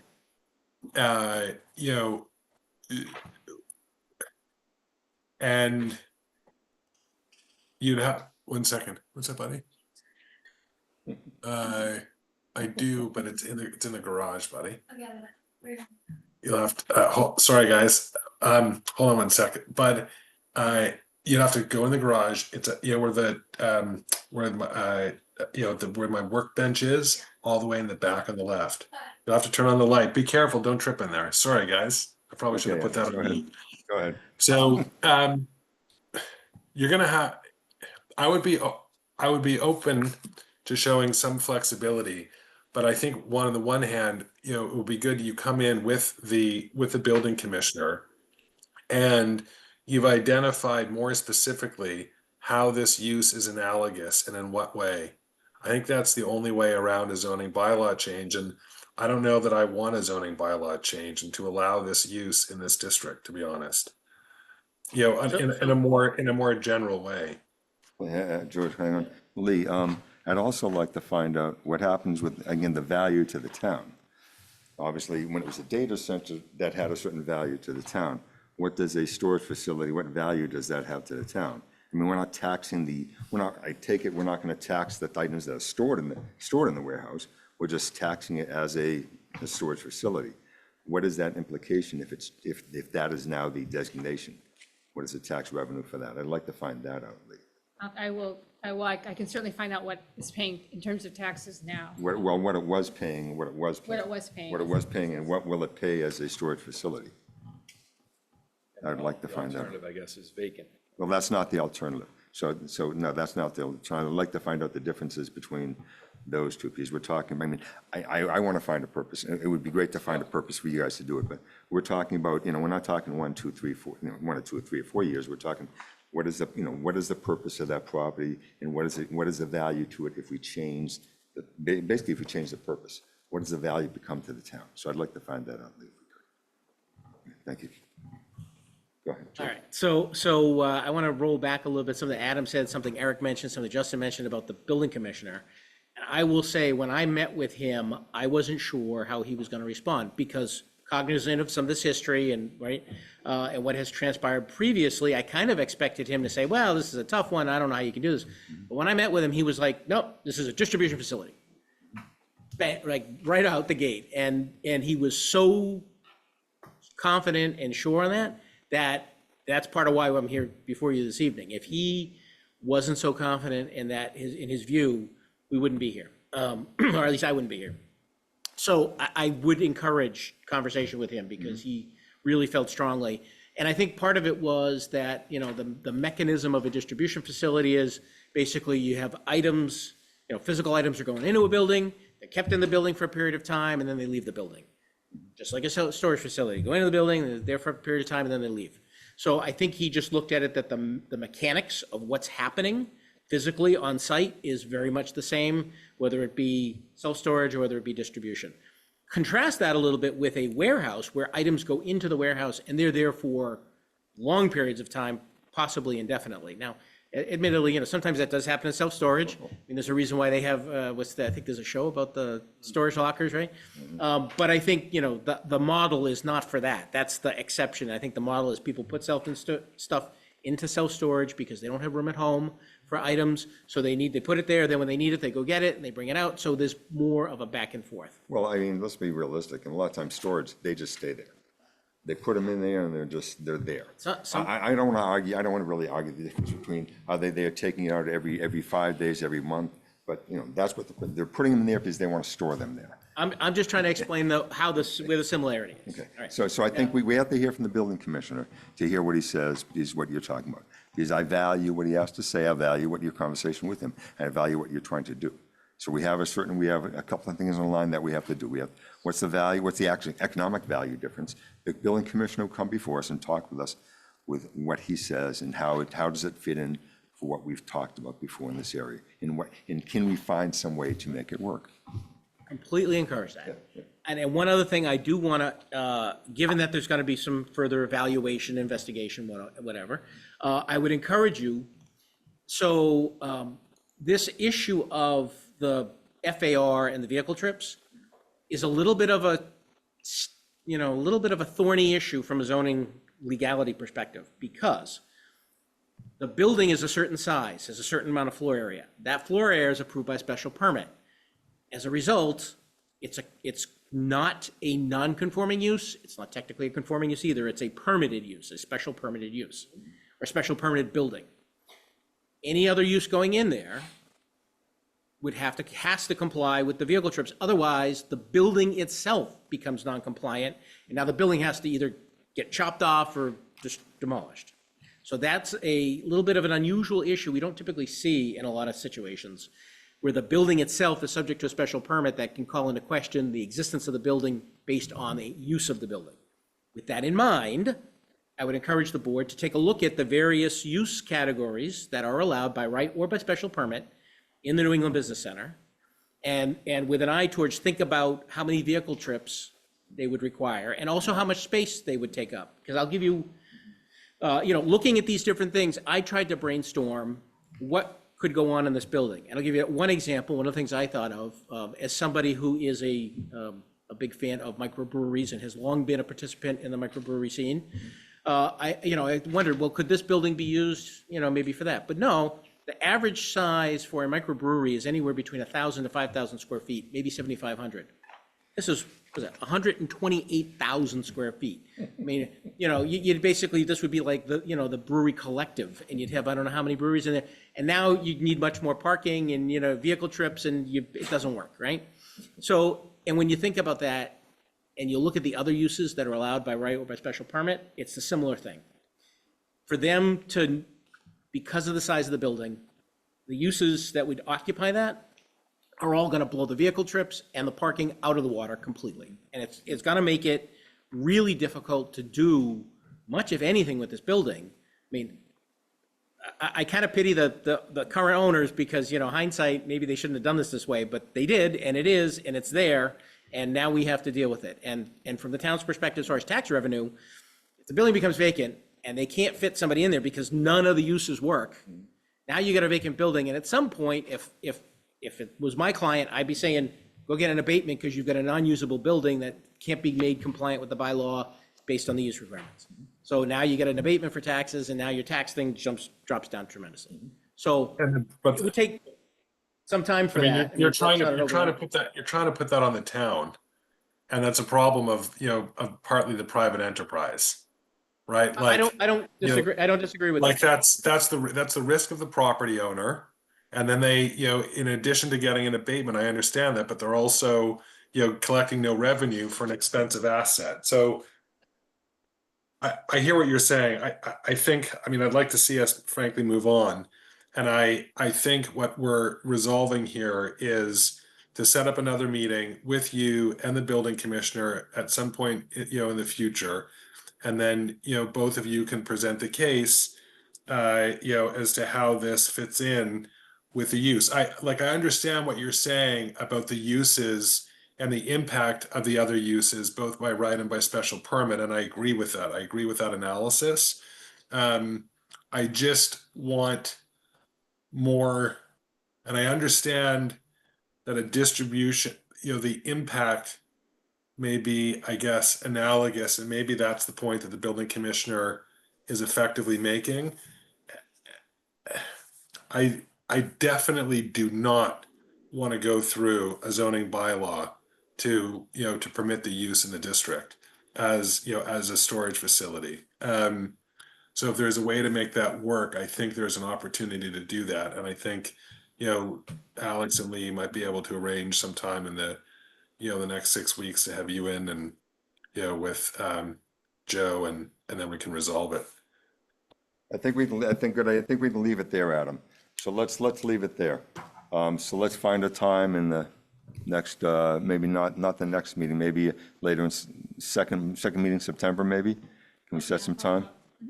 Have enough time to follow up the fiscal aspect as well in the building commission. We can have them in then. We can see what we can figure out. George, just to be clear, we've checked all the boxes. You couldn't do the ZBA special permit to substitute one non-conforming use for another because the existing or abandoned special permit is not a pre-existing non-conforming use. So the use is allowed by right. So the use is fully compliant. The building is allowed by special permit for the FAR. So the building is in, it said, this is a really unusual, I don't think I've ever seen this situation where the building itself has a gray area quasi status. Yeah, so the building is neither lawful nor unlawful. And there's no. It's like a Schrodinger's box, right? There's no movement there with the ZBA with some kind of. We have a thing in the bylaw that specifically says any structure or use that's authorized by special permit does not qualify as a non-conforming. And that basically, the only legal mechanism that's left is a variance, and we all know how that Say no goes. more. Yes. Okay, just wanted to make sure. I like the creativity, Alex. Okay, thanks. I thought about that, Thanks, but, guys, yeah. No, we'll see what we can do. Sounds good. all right, thank you all. Thank you. Thanks, guys. Next up, actually, Board of Appeals. I didn't see any. Yeah, Did I miss the packet? Board of Appeals, yeah, we have, what? Yeah, that was in the. Yeah, so we have 62 Kimball Street. 3 items, yeah. I didn't have any comments on any of So, yes, the only comment I have on 62 Kimball Street is, so they want to add the third, the third garage on that. It looks like it's on the same side as the other two garages, correct? So it's facing Grant Street, and there are already two garages facing Grant Street, and they want to add a third one facing the same direction. And I don't know, I'm not even sure if it's set back. So that's my concern, is that we haven't allowed, if it was around another side, that'd be different, but we haven't allowed 3-car garages in SRB, and we certainly haven't entertained them if they're on the same plane. We have, I think. We have? When? Well, I When? think the ZBA When? is issued permits. Well, the ZBA has, but we haven't. Well, but you're making a recommendation on a case in front of the ZBA. Yeah, no, it's. Yes. They made their decision, and then we're just Well, putting a comment. well, putting a comment in that we haven't done that before. We haven't allowed that. And that's my comment was that we haven't allowed that before. And so I would not recommend it. Go ahead, Adam. So the distinction is the town has through the authority of the ZBA. So I don't know that it's a valid comment because it's within their jurisdiction. I understand that, but remember when they came before us, they were hoping to change the bylaw to allow a 3-car by right, and we voted no on that one. No, yes. Didn't we vote? We voted to not to change the bylaw. But they're allowed to do it by special permit, special and they permit? have granted them by special permit. I think John Schneider's position was that he would prefer not to force people to go through that Yes, process. he was definitely preferring And not the to do ZBA that. special permit's a whole different, Yeah, That's what this is. Right, They're exactly. So asking it's- for a it's their special process. permit for Yeah, this additional garage. but it doesn't meet the threshold of our special permit. yeah, Right, so. okay. On Hillside, yeah, I'm fine, it doesn't, either way, it doesn't matter to me, I wish they didn't allow it being on the same plane, but it is what it is, they're allowing it. So no, Is a recommendation, so recommend- comment on that one? recommend, that's fine, no comment, that's fine, either way, it's not that important. On 136, 140 Hillside Ave, I need a motion and a. oh, I'm Do you need a sorry, motion, Lee? Well, wait, if I they're move. all- I move no comment on that Sorry, Adam, case. sorry, go ahead. We're jumping the mic, sorry, go ahead. I move no comment on that case. Second. any comment? No, Adam, how do you vote? Aye. Eric? Aye. Justin? Aye. Chair votes aye. So then we're on to 136, 140 Hillside Ave. I don't have any comment on that I one. move for no comment. Second. Okay. Adam, Aye. how do you vote? Eric? Aye. Justin? Aye. Chair votes aye. Let's go on to 10 Riverside Street. I move for no comment. Second. Aye. Oh. Second. Okay, okay, we have a motion, we have a seconded. I don't have any comments or questions going on. Adam, how do you vote? Aye. Eric? Aye. Justin? Aye. Chair votes aye. Now on to minutes. I saw a lot of minutes in there. I didn't see any minutes. Yeah, we have minutes. What's that? I move passage of oh wait, no, sorry. Yeah, I saw minutes. I saw a lot of old minutes, different boards, the CAA. That's because that related to George's Yeah. item. But I didn't see any minutes in there. Yeah, I didn't see any minutes. Correct. Okay, hey, let's go, Adam, let's go on to your draft timelines then. So I probably need a phone call with Alex and Lee, just to go over the planning. Let me just pull these documents up. I mean, we can always put it, we can always put it the next time, Adam, if you want to, if you want to hone a little bit. I just want to bring these up. Alex, are you able to bring these up? I wanna can bring bring- them up in PDF form from That's the fine. packet. Uh,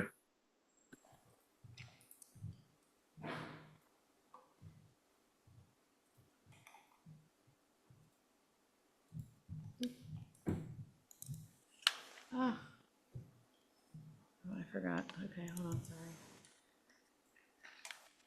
Oh, you did it. You did it? What was that? Me? Oh, no, it was just. It was just, Not me. okay, hold on. So I think it's on page 151. So I should have labeled these. One is for That one's for the mixed center. use. Yeah, that's one for the, So- that one's for the center, Adam. So what I've laid out here is at our next meeting, we would, we would spend 30 minutes, reviewing at our next planning board meeting, the use, the districts, so we geographically see where we're sited. And we're dealing, so we deal with the map for a second. And then we would review the uses both by right and by special permit. And I would recommend for homework that, everybody, do that in advance to be more efficient at the meeting.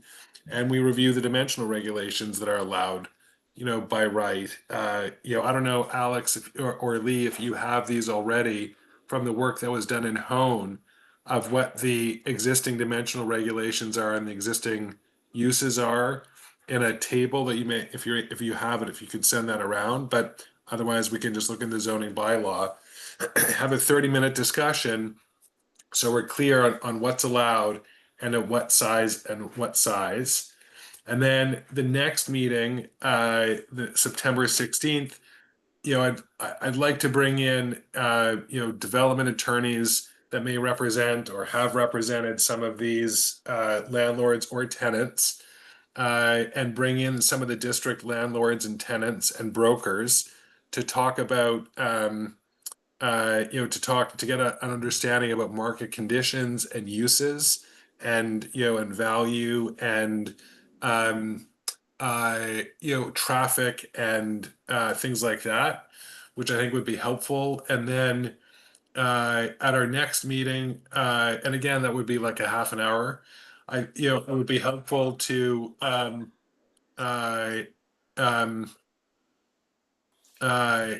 to when we start to discuss some of the regulatory changes that we may find applicable. And we carry that conversation on for a second meeting on the 21st. And then we hold a public meeting, which would not be a hearing, it would be a public meeting in which neighbors would have an opportunity to speak. And it would be well noticed. We would provide postcards to neighbors, particularly around Warren and Linden. We'd utilize our town website, the Facebook page, and so on.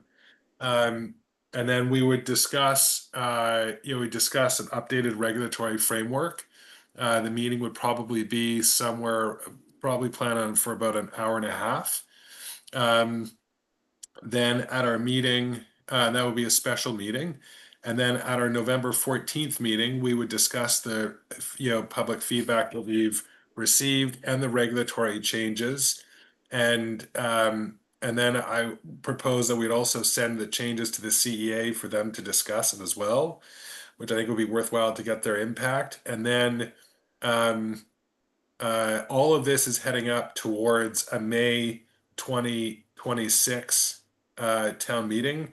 And I would like to see us, put out a bid for a fiscal impact analysis and a traffic analysis, because I don't think it would take too long to come up with the modifications to the zoning itself. I think it's pretty straightforward. and we can, but we'll debate it, and we'll take several meetings to review it and consider it, and and be mindful of all of the feedback that we receive, including from the residents, that may inform the ultimate policy. But the sooner we can get going on a traffic impact and a fiscal impact analysis, I think that would be beneficial, and we might be able to dovetail on some of the research that was already done previously, for through Hone and for the MBTA zoning bylaw change. And then I would propose to have a meeting with the select board, the chairs of the select board, and the chairs of FinCom, or as a full full committee, and a couple of us would just attend. I think that would be fine. Then if I did the math correctly, the select board would discuss it on February 3rd. They would refer it back to the planning board. We'd have the legal notice in the paper for February 10. We'd have a second run, and then we'd have our first hearing around February 24th. And I hadn't plotted through the dates because I needed to go through with Alex and Lee on the phone what the timing would be. And that's how I see the work plan for. Well, I can, the statutory part at the end, we can do. That doesn't need to be part of the work plan. That's just sort of the statutory timeline. So you don't need to worry about that part. We can, when the meeting dates for 2026 are set, we'll do that part. And then I think thank you, that's helpful. Then I think on the next one, I don't know if, I think there is a pathway. Adam, just so you know, you're breaking up every now and then. I don't know if it's something on your end or not, but every now and then we're getting a lot of static. Sorry, it could be my dog, it could be my son, or it could be something in the office. So the next pathway is for unlocking the Charles, and you can see what I've laid out. This is just a rough sketch, but again, at our next meeting, we'd spend a half an hour reviewing the two districts, and including the uses by right, by special permit, and the dimensional regulations. And then at a following meeting, and I don't know, because there are a lot of different landlords, we might not be able to, I think these should be like 30-minute, for interviewing some of the existing landlords and tenants and brokers, maybe 45 minutes, but it should be a very limited, focused conversation. And I think we do that over a couple of nights in order to get as many of the landlords and tenants in the districts as possible. And then again, we continue to discuss it, and we review the uses and the dimensional regulations and any proposed changes. We would talk about all of that. We continue the discussion at a subsequent meeting on November 4th. And then again, we would conduct a public meeting, not a hearing. And I think it will be worthwhile to engage some of the neighborhood associations. And it's on the other side of the highway, so it's buttressed a bit. But I think it would be a good idea to, again, publicize the meeting as broadly as I had proposed in the previous pathway for the center. And there's plenty of opportunity for the planning board to continue its meetings, and we can determine, I think, by Thanksgiving whether or not we can pursue this for May, or whether we want to pursue it for October of 2026. But I think that there's a pathway, and this starts it off. I agree. I agree, Adam. No, I think it starts off. I think you've laid out some nice timelines here. I'm not certain about how much we can overlay the unlocking the Charles at the same as this. It would be nice if we could do it simultaneously or staggered slightly. I'm not certain how well that'll work, because we have some other things we have to deal with coming out this fall. But let's go back to the business center for a second. So on the center, I see the November, the postcards, November 4th special meeting, when we're, presentation for the neighborhoods can come in, we can have a public meeting and discuss it. discuss it. I guess my concern is, are we gonna be ready for that with enough discussion then with them, for them? And are we gonna need another meeting before we start handing this over? That's my only concern is that, Adam, as far as we We're have really- enough. Go ahead. It's a valid, totally valid comment. I think that, if we need another meeting, we can put another meeting in. We're only handing it off really to ourselves, other than to the select board, which refer it back. But I do think that, we have the, I think that the pathway works. We can modify it as we go, but this is just an example of how, as long as we're focused, and we're having these, some of these meetings that among the planning board for policy discussion, it's not a hearing, but we can still present, the dimensional regulations that we're considering. And we can either present it as a range or present it if we're definitive on what we're looking at.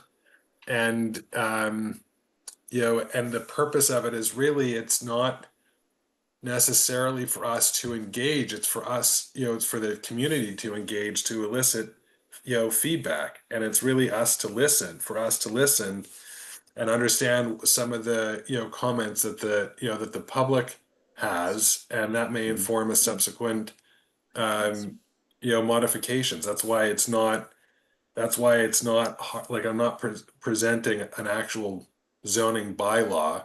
We're presenting the fundamental elements, the dimensional regulations and the uses, and any other special regulations that we may need to consider, but I don't think that there are necessarily. Well, I think it's a good timeline, keeping in mind, obviously, we need some obviously, we'll have some flexibility in there, Adam, because I was hoping Muzzy would come back. Well, I Maybe it just will, wanna- maybe it won't. We know the Large House Review is coming back. We know that's coming to us for the fall, or later in the fall for us. Yeah, it's helpful, Adam. Thank you for putting this together about laying it all out. I just want I think probably September 2nd will work for what you've kind of laid out in terms of what we have currently planned. The Large House Study Committee is coming in that night to make a presentation to update you. On the 16th, we Muzzy, that special, 100 West. 100 West is coming in on the 16th. Oh, it is, okay, good. Public hearing for that is going to be on the 16th. And I did share with Adam, in terms of being able to pay for a fiscal impact analysis and a traffic impact analysis, we're pretty much tapped out on our $80,000. We spent $30,000 on the modeling for Large House. The funding for the fiscal impact piece for that just came in at around 30, so we've used up 60. We're spending around another $7,000 to augment the grant that we have from the state on the parking study. So we're running out of the money. Didn't at one point, when this whole discussion came to fruition during town meeting, when we were actually granted, that FinCom did say that, we can certainly speak to them, obviously, Mother, may I have some more? I completely get the whole dog and pony show that they're going to make us go through, but nonetheless, they said they were going to be open for that. And I think in terms of, this is what we're trying to do, this is our work plan, we're trying to plan, we're trying to, be the I planning like to board. schedule a meeting, with their chair. Oh, that's fine. We can do a present. meeting with them, but I'm just saying that we would need a reserve No, no. fund transfer or something I don't mean- because the money was I not don't mean- appropriated. Noted. I don't mean for planning board and FinCom to get together as two committees.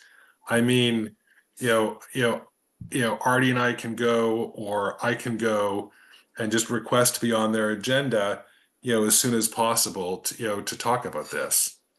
That's fine. Well, we'd have to, Adam would have to be, Lee would have to be there. I'm sure, no doubt. Sure. I would be there, and Adam Sure. certainly would be there, and Justin, if you want to be there, of course. We can make a request. But I think that request, that request process, I was being sarcastic, but the request process was publicly put into town meeting that one of the reasons why they didn't want to necessarily give us a larger fund and we had to beg and plead for the 70,000 was the fact that they wanted to have a little bit more control. But they also did say that if there was something that was a project that we wanted to put in front of them, that was certainly something that they would be open to have some sort of conversation about. And this is, well, obviously, these are two large work plans that would benefit the Very, town. very well worth it. And I think Very it's well worth, it. you know. Yeah. Provide them more revenue. Well, yeah, exactly. Yeah, and that's the whole purpose of it. That's the whole purpose of it. Okay, so, I mean, it doesn't have to happen the first couple of weeks in September, but it does have to happen fairly soon, because when we're looking at, we're putting that out to draft bylaws and discussion, legal notice. Yeah, so we have to get it we're gonna have to know sometime soon, because we have to put it out for bid, right? We're gonna put it out for bid still? I would You have to ask, have- If you want to have a fiscal impact study done, you need to have a zoning proposal upon which that analysis is going to be based, and a build-out analysis that you would be asking them to respond to. So you'd have to know, I think, pretty much what it is you wanted to change, and then what the build-out potential of it was, and then you could ask somebody to tell you what the traffic impact and the fiscal impact of that proposal is. So I think the proposal has to be developed before you would be able to put out a request to have it analyzed. And Or then so FinCom, and FinCom will be filing us requesting the money before we know what we're requesting it for exactly? I just want to have a conversation with them. You know, it's not, this is going to be a process, Artie. I just Okay. want to get in, have a conversation with them. Maybe it's just me and the chair of FinCom. I'm happy to do that too. Lee and Alex, I can chat with you offline to kind of flush in the timeline of, you know, the fiscal impact analysis and the, you know, and the same with the traffic impact analysis. Because we may need to we'll need to modify this timeline a little bit. Okay, so we'll set something up with FinCon then, because I do think, Adam, I do think Lee and myself, and obviously you should be there, and again, Justin, if you want to be there. I don't think it should be just you going to the chair of FinCom, Adam, be honest with you, and just talking to him about it. Obviously, you're welcome to do that as a private citizen, but I think as for the planning board, I think we should go there as the planning board and request and have a conversation, but the conversation is going to be based on, we are going to be requesting. Maybe we don't know how much we want right now, but we are going to be coming up for a request. If we feel if we need a number then, I don't know.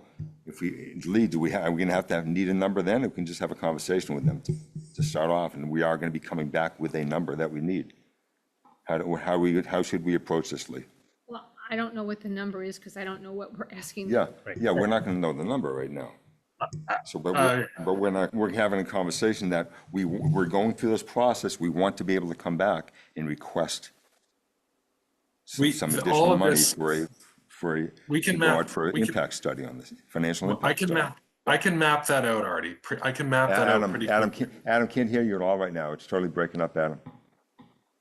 I can map that out pretty quickly. I'll have, you know, Lee, I'll give you, and Alex, I'll give you a call this week, and you know, we'll collect a little more information, and then you know, Adam, I'm sorry. We can kind of make it out, interpret it, but it's still coming out very garbled. Sounds like there's interference from something. Yeah. I don't know what it is. I don't know if that's better. Is that better? Testing 1, 2, 3. I'm not sure what Okay. it is, Adam. It's tough Okay. to understand. Lee and Alex, I will call you, and we'll come up with the plan and finalize it. Okay. We'll talk on the phone. I mean, I just comment on this. I mean, I like this idea of what we're trying to do. Planning is what we plan. I made a comment last time, and I think we adjudicate too much rather than plan. But I think it is worth noting that we spent 45 minutes debating a state statute that we don't have any regulatory control over, and we just need to adopt what we need to do. But we spent 45 minutes, and and part of that was me too. We're a loquacious board, and this requires, I think, an element of rigor and discipline in terms of meeting management in order to be able to get what we want to achieve, rather than just another failed initiative. So that's just it's more of a comment to myself as well as the rest of the board that this is aggressive. I like it. I think it's needed. I think, because if we don't do it now, it's going to be another 3 or 4 years. But nonetheless, it is something that's worth noting that this could, if we're not disciplined in our time management and in our program management going forward, this could be disastrous. Noted. Yeah, the main thing being, yeah, we have to be very disciplined. We also have to be very careful that it's fully vetted in the public. Well, and that we're taking- that's part of the, yes. That may be part of it, but it isn't always what happens. So we have to be very careful that we have to be very careful that the public feels as though they've been fully engaged. Yes. By the time we hit what is going to be going to town meeting, we have to make certain that we're ready and they feel that they've been heard. So we have to stand the highest possibility of success. I don't disagree. That's the biggest thing. That is the biggest thing. Okay, so we'll find a time, Adam. I don't know if we can hear you. I don't know if we can hear. I don't even know if you're still there. But okay, so we'll find a time, Lee, if we can find a time to talk to the FinCom, Chair of FinCom, that would be useful. Next up, a report for the planning director. Do we have anything, Lee? Just that the large house is continuing its work, and we're doing the modeling work, and the next phase of the modeling is gonna be presented to the committee, next Monday. And the RFP for the fiscal piece of it went out, and we got 2 quotes, and I can't really say any more than that, but we're in the process of engaging a consultant that will do the fiscal impact piece. And we're looking forward now to doing I think a community meeting, probably the middle to the end of September from the large house, which will be a presentation of the models and the FARs and coverage elements and height elements we're considering, to get some feedback on that. So you think now that we may have the fiscal data soon enough that we could have something the end of September? I think at the community meeting, it might just be around the modeling results and the dimensions. And then at the second community meeting, there would be fiscal impact information that would inform the recommendation. Do we have any idea when the timing may be coming in for that fiscal impact at all? We just got the proposals on Friday. We haven't engaged the person yet, so we're anticipating having those conversations this week. Okay. Is there anything else, Lee? No. Does the board have anything they want to talk about? Justin? Mobility is not meeting this month. Envision is meeting on tomorrow. Tomorrow night, yeah. Other than that, no, I mean, I think the report was the same as it was last time. Eric? No, but Justin, just a question, affects planning and also the 100 West property. What's the latest on the quiet zone work at the state? So the quiet zone work is on, it's on a radar. We wanted to go forward. Our consultant wants it to go forward. The issue is that the MBTA of the state only handed Keolis a 1-year extension. For a majority of the work, we decided to go with that we would engage as a town with Keolis as the project manager and executioner of the contract, rather than hiring our own, which would increase the cost. The problem is now, we're now going to potentially give contract, or the MBTA would give a contract to Keolis that would extend beyond their MSA. So there is a lot of uncertainty with that. So everything is kind of like, so it's on, not on a deliberate pause, but it's on pause due to contractual reports, et cetera, and going forward. I mean, I think that obviously that would, the funding would have to be, found out. We'll have to figure out whether it's town meeting or reserve funds or all the other stuff. But like, we have the pricing, we have all of that. We have the scope of where we consider for the work. The golf club already has engaged and said that they would do work on their own side with regards to things for an elimination of that crossing. So that would take that element out. Or they have indicated there is a pathway forward to that. They're not agreeing on anything. I don't want to speak for them. But nonetheless, so yeah, it's really kind of in limbo based on the fact that the state's contract with Keolis is up in the air. So. But yes, there were some of that with 100 West based on that discharge and how many cars would be going out on that would be something that they would need to either if it's up to a certain amount, they would either have a new signal head or something would need to be facing that property of 100 West Discharge, or not. But so I think I don't know how much it would really impact fiscally the developer of 100 West to comply with that. It's just something that they would, and I mentioned it last time, that they need to communicate with MBTA if in fact going forward, this is what we do. So I think just, you're right as far as when we're talking about various things before us, as far as how much time we spend on various things. And yeah, it was interesting how much time we did spend on that. Right. It was interesting. We have to rubber stamp Yeah, everything. it is Spent interesting. 45 minutes on that. Yeah, it is interesting. Yeah, it was very interesting. I mean, the only thing that has any rationale is like, it is very interesting change in what we have to, we don't rubber stamp anything. It's the building commissioner rubber stamping. Sure, when I say we, like, we don't have the authority to say But, no. oh yeah, but we're gonna have to go before town meeting and say, here it is. Yes. And we're the ones being the presenting, what it is. Those questions are gonna come up. Those questions will are come gonna up, and we're gonna have to, there's gonna be a lot of questions that we're gonna be relying on town council, a lot yeah, of questions yeah. gonna be relying on. Yeah. But yeah, no, in reality, this is, we will have to can answers, and I think we already know Yeah.